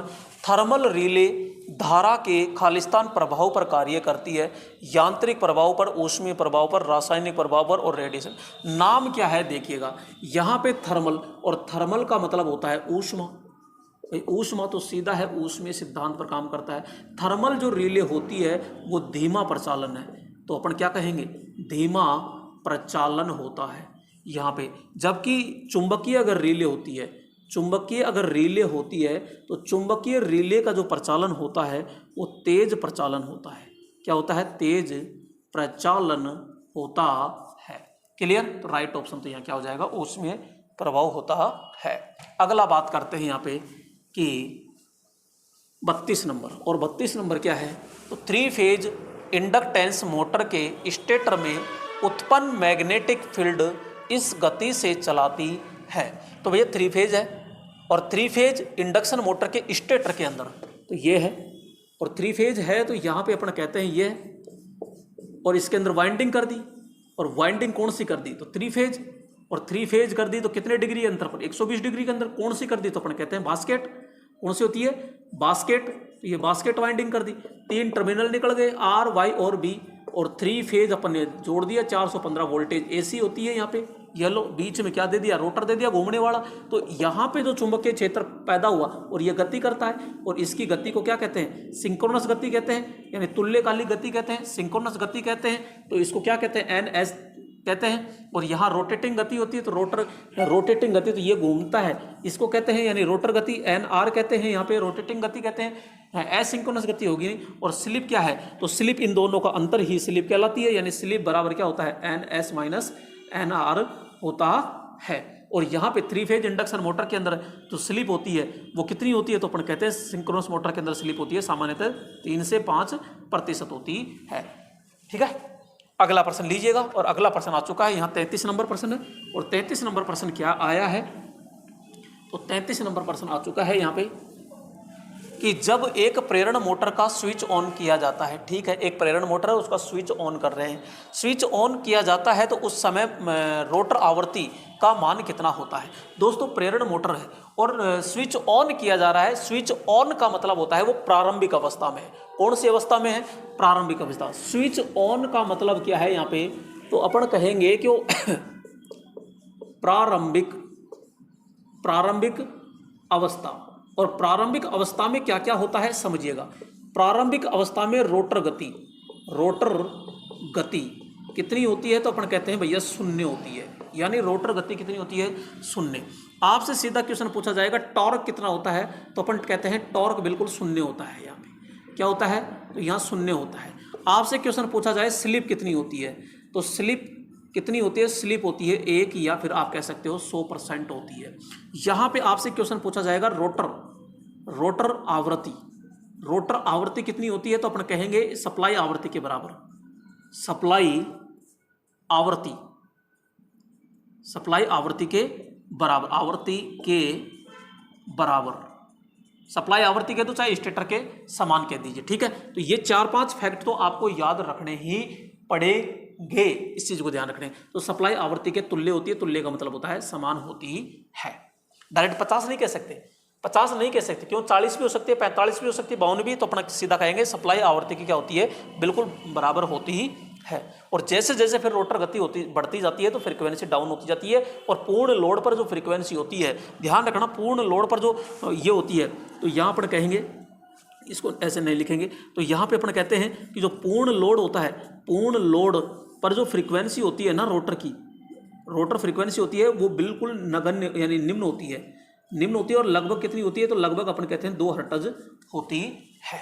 अगला प्रश्न लीजिएगा, और अगला प्रश्न है 34 नंबर, और 34 नंबर प्रश्न क्या कह रहा है, और 34 नंबर प्रश्न कह रहा है, यहाँ पे आइए क्या कह रहा है, तो यहाँ पे अपन कहते हैं सीधा 34 नंबर, भाई तो भी बता तेरा क्या है।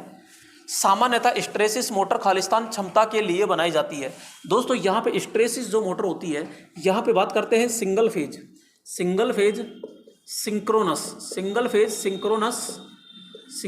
Synchronous motor. और सिंगल फेज जो सिंक्रोनस मोटर होती है, ये कितने प्रकार की मोटर होती है, तो 3 प्रकार की मोटर होती है। यहाँ पे बात करते हैं सिंगल फेज सिंक्रोनस मोटर होती है, इनकी जो चाल होती है, चाल एक तो नियत होती है गति, ठीक है, तो यहाँ नियत गति होती है। दूसरी चीज यहाँ ब्रशलेस होती है, ये ब्रशलेस होती है। यहाँ पे एक कहते हैं ये सेल्फ स्टार्ट होती है, एक तो सिंगल फेज होते हुए भी सेल्फ स्टार्ट होती है, सेल्फ स्टार्ट होती है, ठीक है। ये बात आपको याद रखनी पड़ेगी, ठीक है। नियत चाल होती है, ब्रशलेस होती है, सेल्फ स्टार्ट होती है। अब यहाँ पे प्रकार की अगर बात करते हैं कि भाई कितने प्रकार की होती है, तो ये 3 प्रकार की होती है। यहाँ पे पहली बात करते हैं कि स्टेपर मोटर होती है। दूसरी यहाँ पे बात करते हैं कि स्ट्रेसिस, और एक होती है प्रतिष्ठम, ये मोटर होती है यहाँ पे स्टेपर मोटर। तो स्ट्रेसिस मोटर का बारे में पूछ रहा है, तो भैया जो इसकी वाट क्षमता होती है मात्र 2 वाट से लेकर के मात्र 16 वाट तक होती है। इसका जो रोटर होता है वो क्रोमियम स्टील यानी कि आप ये कह सकते हो स्ट्रेसिस पदार्थ का बना होता है। तो क्रोमियम स्टील, इसमें आवाज़ नहीं आती है। और दूसरी चीज़ रोटर जो होता है, रोटर के अंदर न तो दांते होते हैं ना कोई वाइंडिंग की जाती है, तो इस चीज़ को ध्यान में रखिएगा। तो यहाँ पे राइट ऑप्शन हो जाएगा यहाँ पे 2 वाट से 16 वाट, ठीक है।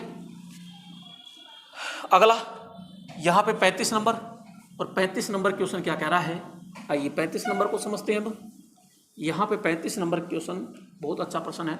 भारतीय नियम के अनुसार लाइट प्रकाश परिपथ के लिए क्या होता है, तो भैया यहाँ पे बात करते हैं नियम के अनुसार लाइट एंड प्रकाश परिपथ। देखो, एक होता है सामान्य उप परिपथ, और एक होता है पावर उप परिपथ, ठीक है। 2 होते हैं यहाँ पे। आपसे क्या क्या पूछ सकता है, यहां पूछेगा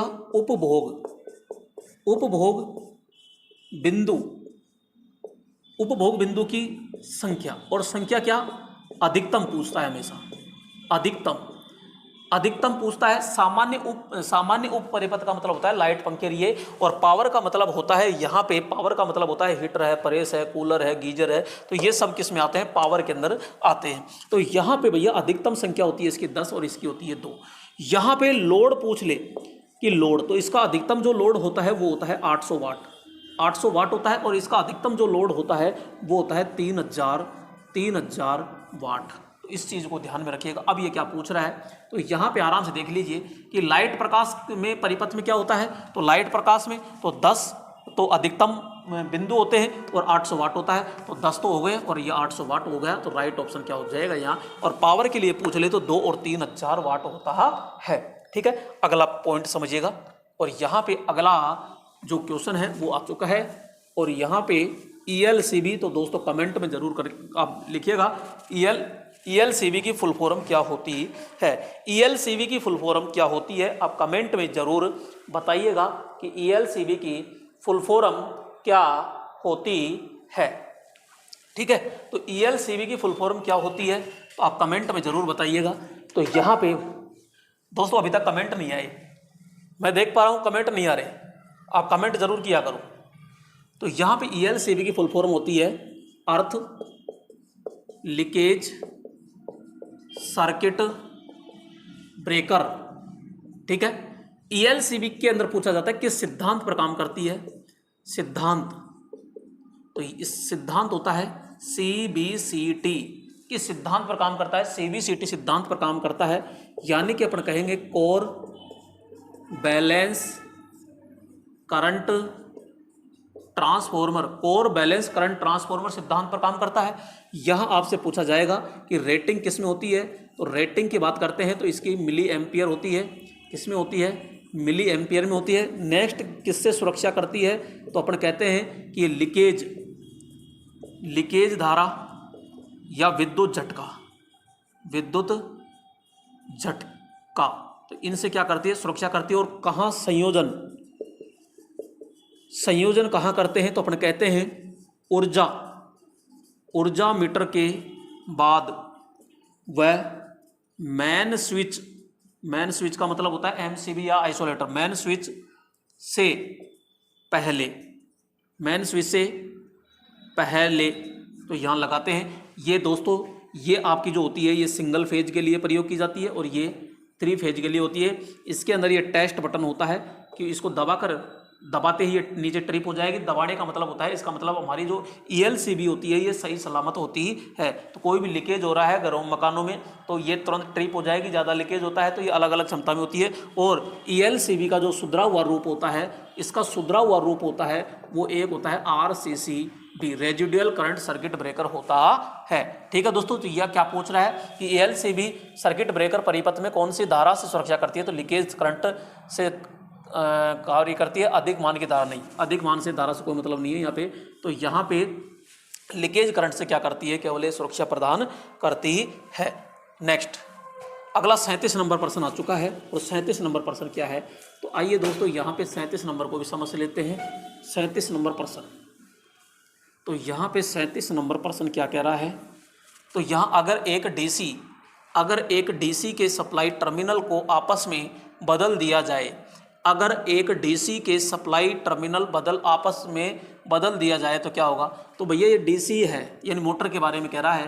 तो ये मोटर के बारे में कह रहा है तो अपन कह रहे हैं कि ये जैसे फील्ड वाइंडिंग है, ये आर्मेचर वाइंडिंग हो गई।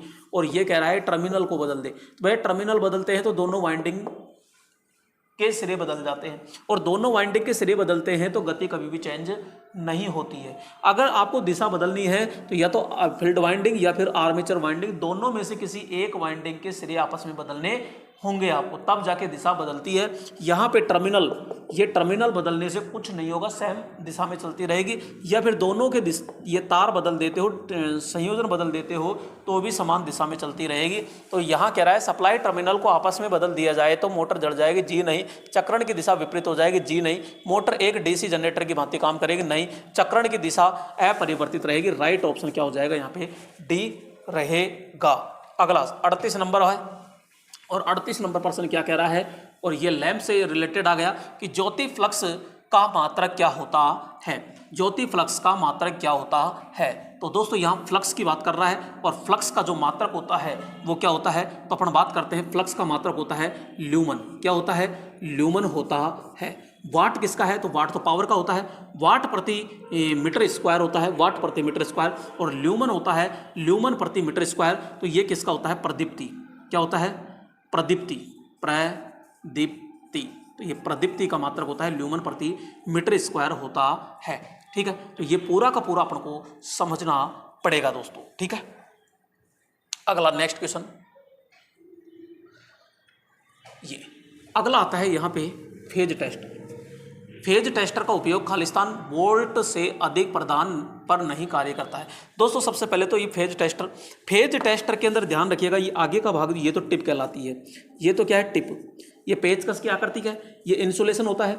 यहाँ पे ये आपका प्रतिरोध होता है। ये क्या होता है, प्रतिरोध होता है। तो इधर से जो वोल्टेज जा रही है उस वोल्टेज को नियंत्रण करना होता है, बहुत कम कर देता है। यहाँ पे ये नियोन लैंप लगाते हैं और नियोन जो लैंप होता है ये 0.5 वाट तक होता है, ये 0.5 वाट तक क्षमता में होता है। और यहाँ पे ये होता है, जैसे ही अपन इसका प्रयोग कहाँ करते हैं, तो अपन फेज का पता लगाने के लिए करते हैं, या नॉर्मली अपन कहते हैं भाई विद्युत आ रही है या नहीं आ रही है, तो उसका पता लगाने के लिए किया जाता है। तो ये कितनी क्षमता तक प्रयोग करते हैं, नॉर्मल अपन निम्न वोल्टेज तक प्रयोग करते हैं, लेकिन ये 500 वोल्टेज तक होता है। अब ये कह रहा है परदाई पर नहीं करना चाहिए, तो अपन ये कहेंगे कि यहाँ पे कि 500 वोल्टेज से नीचे आप कर सकते हो, लेकिन 500 वोल्टेज से ऊपर नहीं कर सकते हो। तो फेज टेस्टर का उपयोग खालिस्तान वोल्ट से अधिक पर नहीं कर सकते, 500 तक ये अवेलेबल रहता है और इससे ज़्यादा पर अपना प्रयोग नहीं करते हैं। आपसे क्वेश्चन क्या क्या करेगा कि फेज टेस्टर का प्रयोग कहाँ करते हैं।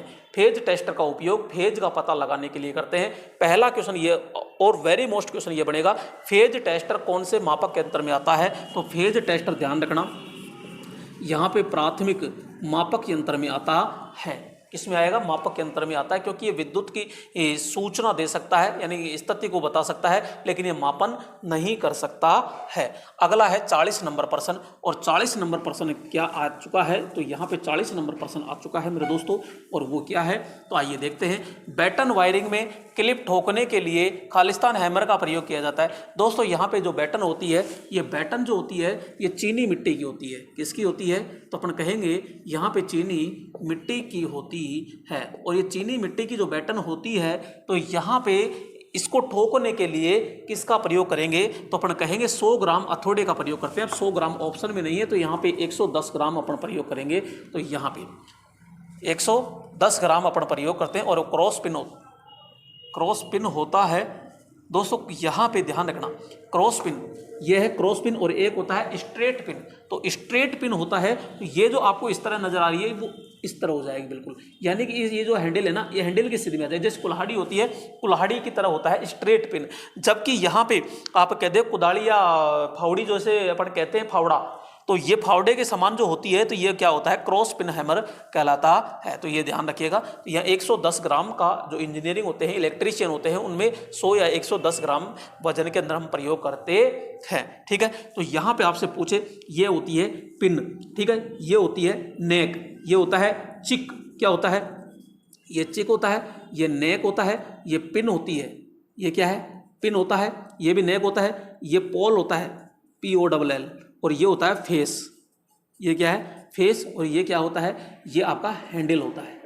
तो ये क्या होता है, हैंडल होता है। अगला प्रश्न, और अगला प्रश्न आ चुका है यहाँ पे 41 नंबर, और 41 नंबर प्रश्न क्या कह रहा है, तो 41 नंबर प्रश्न कहता है मेरे दोस्तों, यहाँ पे आइए देखते हैं 41 नंबर।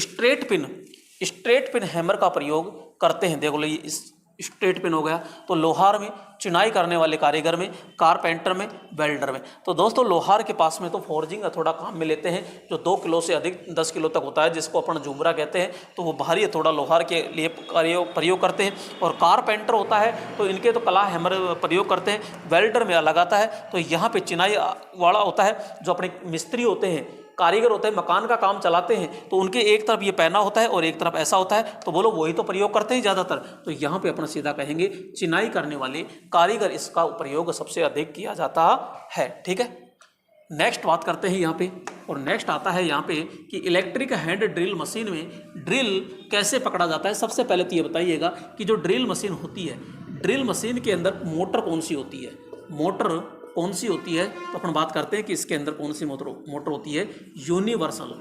कौन सी मोटर होती है, तो अपन कहेंगे यूनिवर्सल मोटर होती है। तो इसको पकड़ते कहाँ से है, तो भैया एक हाथ तो यहाँ रहता है, लेकिन ध्यान रखना एक हाथ आपका यहाँ होता है चक के पास में। ठीक है, तो यहाँ पे हैंड वाइज से पकड़ते हैं, चक से पकड़ते हैं, सीधे मशीन से, और उपरोक्त में से कोई नहीं, तो अपन कहेंगे सीधे कहाँ से पकड़ते हैं, हम चक से पकड़ते हैं। तो ये चक होता है, तो यहाँ से पकड़ते, ये भाग तो घूमता ही है, लेकिन ये भाग जो होता है इसको पकड़ करके अपना आराम से कार्य कर सकते हैं। तो ड्रिल होता है, ये छेद करने के लिए होता है। नेक्स्ट बात करते हैं अगला, तो यहाँ पे 43 नंबर, और 43 नंबर क्या कह रहा है, तो 43 नंबर की बात करते हैं अपन यहाँ पे। तो एमीटर की क्षमता बढ़ाने के लिए लगाया गया शंट किस पदार्थ का बनाया जाता है। तो दोस्तों एमीटर की क्षमता बढ़ाने के लिए लगाया गया शंट किस पदार्थ का बनाया जाता है। तो दोस्तों एमीटर की क्षमता बढ़ाने के लिए अपन एमीटर की बात कर रहे हैं, ये एमीटर होता है और ये लोड होता है यहाँ पे, और ये इधर सप्लाई देते हैं ये। अब इसकी क्षमता बढ़ानी है तो इसके श्रेणी क्रम में, सॉरी समांतर क्रम में यहाँ पे एक निम्न मान का प्रतिरोध लगाते हैं। तो यहाँ कहेंगे तो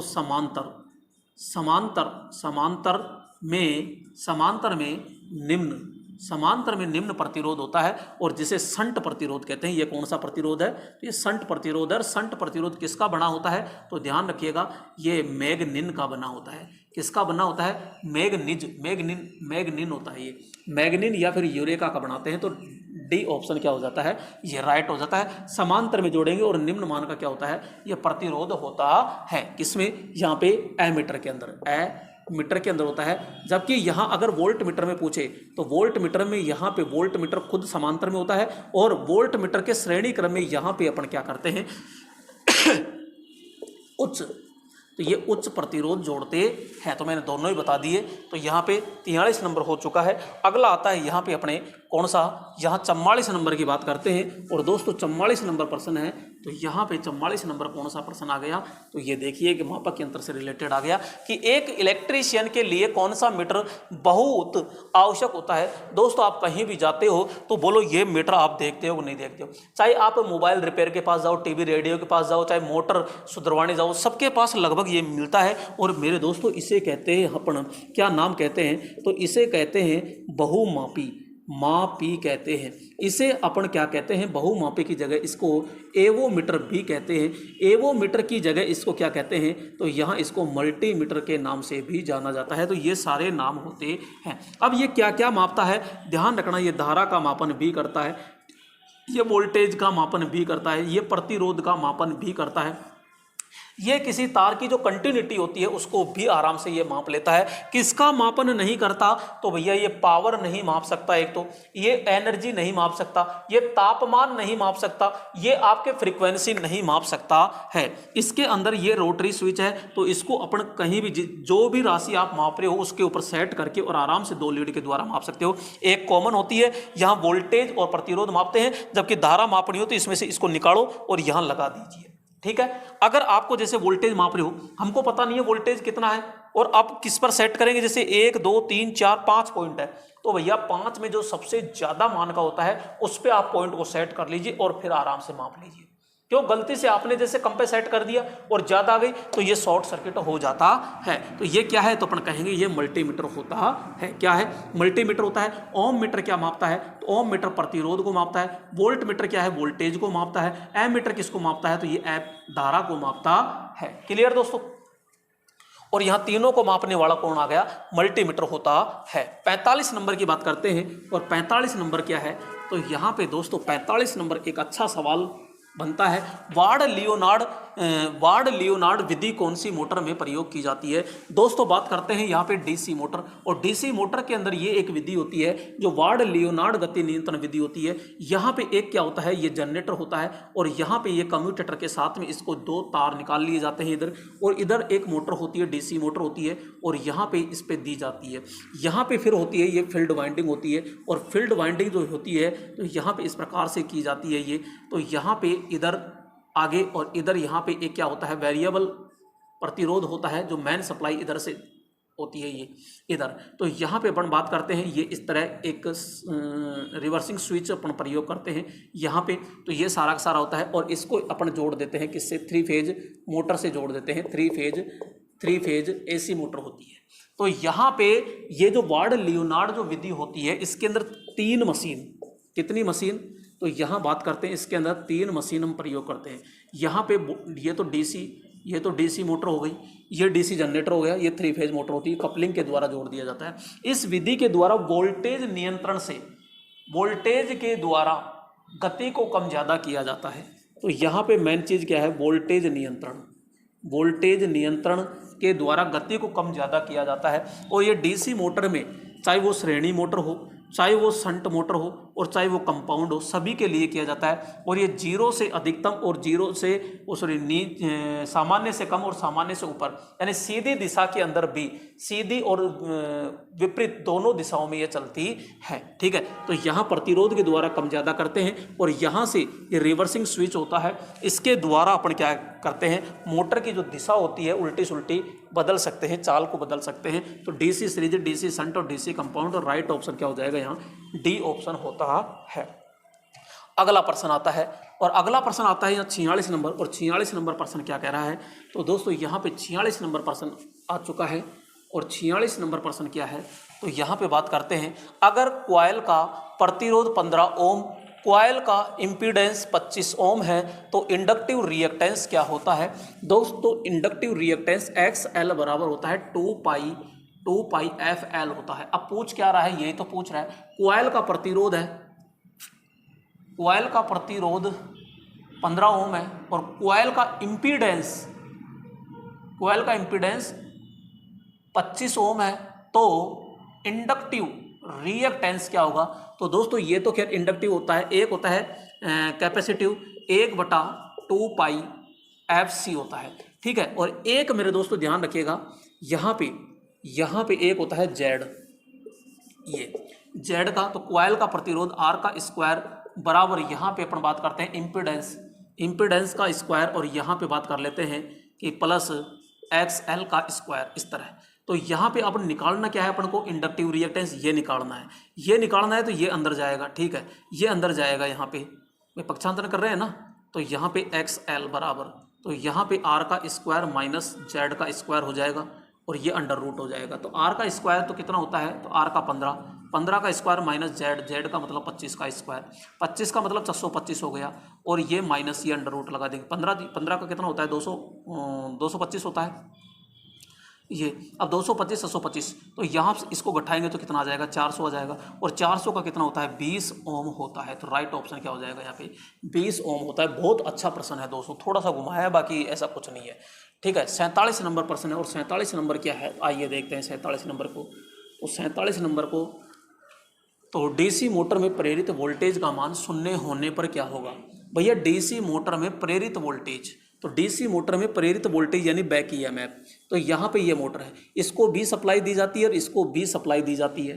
भाई ये आर्मेचर इसको सप्लाई देते हैं, तो यहाँ पे देते तो दोनों को डीसी है यहाँ डीसी, लेकिन यहाँ कम्यूटेटर होता है, तो कम्यूटेटर क्या पहुँचा देता है अंदर, एसी पहुँचा देता है। और यहाँ पे जो वाइंडिंग होती है, तो इस वाइंडिंग पर एक ईएमएफ पैदा होता है, तो वो कौन सा ईएमएफ कहलाता है, तो अपन कहते हैं वो बैक ईएमएफ होता है। और बैक ईएमएफ अगर जीरो होता है, बैक ईएमएफ अगर जीरो होता है, तो ध्यान रखना प्रतिरोध भी क्या होगा, जीरो। तो यहाँ पे धारा का मान बहुत ज़्यादा हो जाता है और वाइंडिंग जल जाती है, मोटर बंद हो जाती है, मोटर जल जाती है, मोटर झटका देगी, उल्टा चलती है। तो भैया प्रेरित वोल्टेज का मान अगर जीरो है, तो ध्यान रखना मोटर क्या हो जाती है, जल जाती है। क्यों जल जाती है, क्योंकि बैक ईएमएफ जीरो होने के कारण प्रतिरोध का मान भी वहाँ क्या हो जाता है, जीरो। इंडक्टेंस का मान बहुत ज़्यादा होता है, यानी धारा का मान क्या हो जाता है, बहुत ज़्यादा हो जाता है, तो मोटर क्या हो जाती है, जल जाती है। इस चीज़ को ध्यान रखिएगा। यहाँ बात करते हैं 48 नंबर, और 48 नंबर प्रश्न क्या कह रहा है, तो यहाँ पे समझते हैं 48 नंबर को कि एक कैपेसिटर विरोध करता है। भैया कैपेसिटर शुरू में देखो, आज ये शायद तीसरी या चौथी बार आ गया। ध्यान रखना, जो आपका प्रेरक होता है, प्रेरक धारा परिवर्तन का विरोध करेगा, जबकि कैपेसिटर वोल्टेज परिवर्तन का विरोध करता है। तो वोल्टता में परिवर्तन का क्या करता है, ये विरोध करता है। आप ये बता दीजिए कि कैपेसिटर का पावर फैक्टर क्या होता है, तो ये आपके लिए कमेंट में दर्शाइएगा। मैं कैपेसिटर का पावर फैक्टर कितना होता है, अग्रगामी होता है, पश्चगामी होता है, इकाई होता है, या इनमें से कोई नहीं। अगला आता है कि गीजर कितनी वाट का होता है। दोस्तों यहाँ पे आपसे पूछा जाए कि गीजर क्या होता है, तो अपन कहेंगे पानी गर्म करने का एक जुगाड़ होता है। ये पानी गर्म करने वाला उपकरण होता है, और इसके अंदर एक टैंक होता है, और एक फिर बाहर की ओर टैंक होता है। अंदर टैंक होता है जो तांबे का होता है, ये तांबा टैंक होता है, और यहाँ पे बाहर का अलग होता है, और इसके बीच में यहाँ पे भर दिया जाता है ये कांच की रुई। किसकी रुई, कांच की रुई अपन भर देते हैं। हैं। यहाँ पे अंदर की तरफ पॉलिश होती है और यहाँ पे ये हीटिंग एलिमेंट लगे होते हैं। हीटिंग एलिमेंट के श्रेणी क्रम में थर्मोस्टेट लगा होता है। इसका जो टेम्परेचर होता है ध्यान रखना 32 डिग्री सेंटीग्रेड से लेकर के 88 डिग्री सेंटीग्रेड तक इसका टेम्परेचर रखा जाता है। तो ये 1 किलोवाट से 3 किलोवाट के अंदर बनाए जाते हैं। 1 किलोवाट से 3 किलोवाट के अंदर होते हैं। ठीक है, अगला यहाँ पे अगला प्रश्न आ चुका है और अगला प्रश्न जो आ चुका है ये क्या कह रहा है, गीजर में थर्मोस्टेट स्विच यानी ताप स्थायी स्विच का क्या कार्य होता है। दोस्तों सबसे पहले तो बात करते हैं कि जो हीटिंग एलिमेंट होता है इनके श्रेणी क्रम में लगाया जाता है। क्या लगाया जाता है, तो यहाँ बात करते हैं थर्मोस्टेट। थर्मोस्टेट होता है और थर्मोस्टेट का मतलब होता है ताप नियंत्रण। ताप नियंत्रण, क्या ताप नियंत्रण का क्या करता है, कार्य किया जाता है। इस चीज को ध्यान रखने का। तो वोल्टेज बढ़ाना है, अत्यधिक ताप को नियंत्रित करना होता है, पानी को गर्म करना होता है, वोल्टेज को नियंत्रण करना होता है। तो यहाँ अपन कहेंगे अत्यधिक ताप को क्या करना होता है, नियंत्रण करना होता है। तो मेरे दोस्तों यहाँ पे ये आज के 50 क्वेश्चन थे। दोस्तों यहाँ पे आप ये 50 मत देखिए या 75 मत देखिए, यानी कि मैं 75 कराता तो सीधी बात है यहाँ पे मैं कम क्वेश्चन करा पाता, यानी कि इनकी डिटेल कम बता पाता। तो 50 क्वेश्चन किए हैं। अब 50 क्वेश्चन के साथ में अगर मैं प्रत्येक के साथ में 5-5, 6-6 क्वेश्चन लेता हूँ, 5 क्वेश्चन अगर 4 भी लेते हैं तो सीधा 200 प्रश्न होते हैं मेरे दोस्तों। इस चीज़ को ध्यान रखिएगा। तो ये सीरीज आपको कैसे लग रही है दोस्तों, कमेंट जरूर कीजिएगा। ठीक है दोस्तों, नेक्स्ट वीडियो में फिर मुलाकात करते हैं। तब तक के लिए जय हिंद मेरे दोस्तों।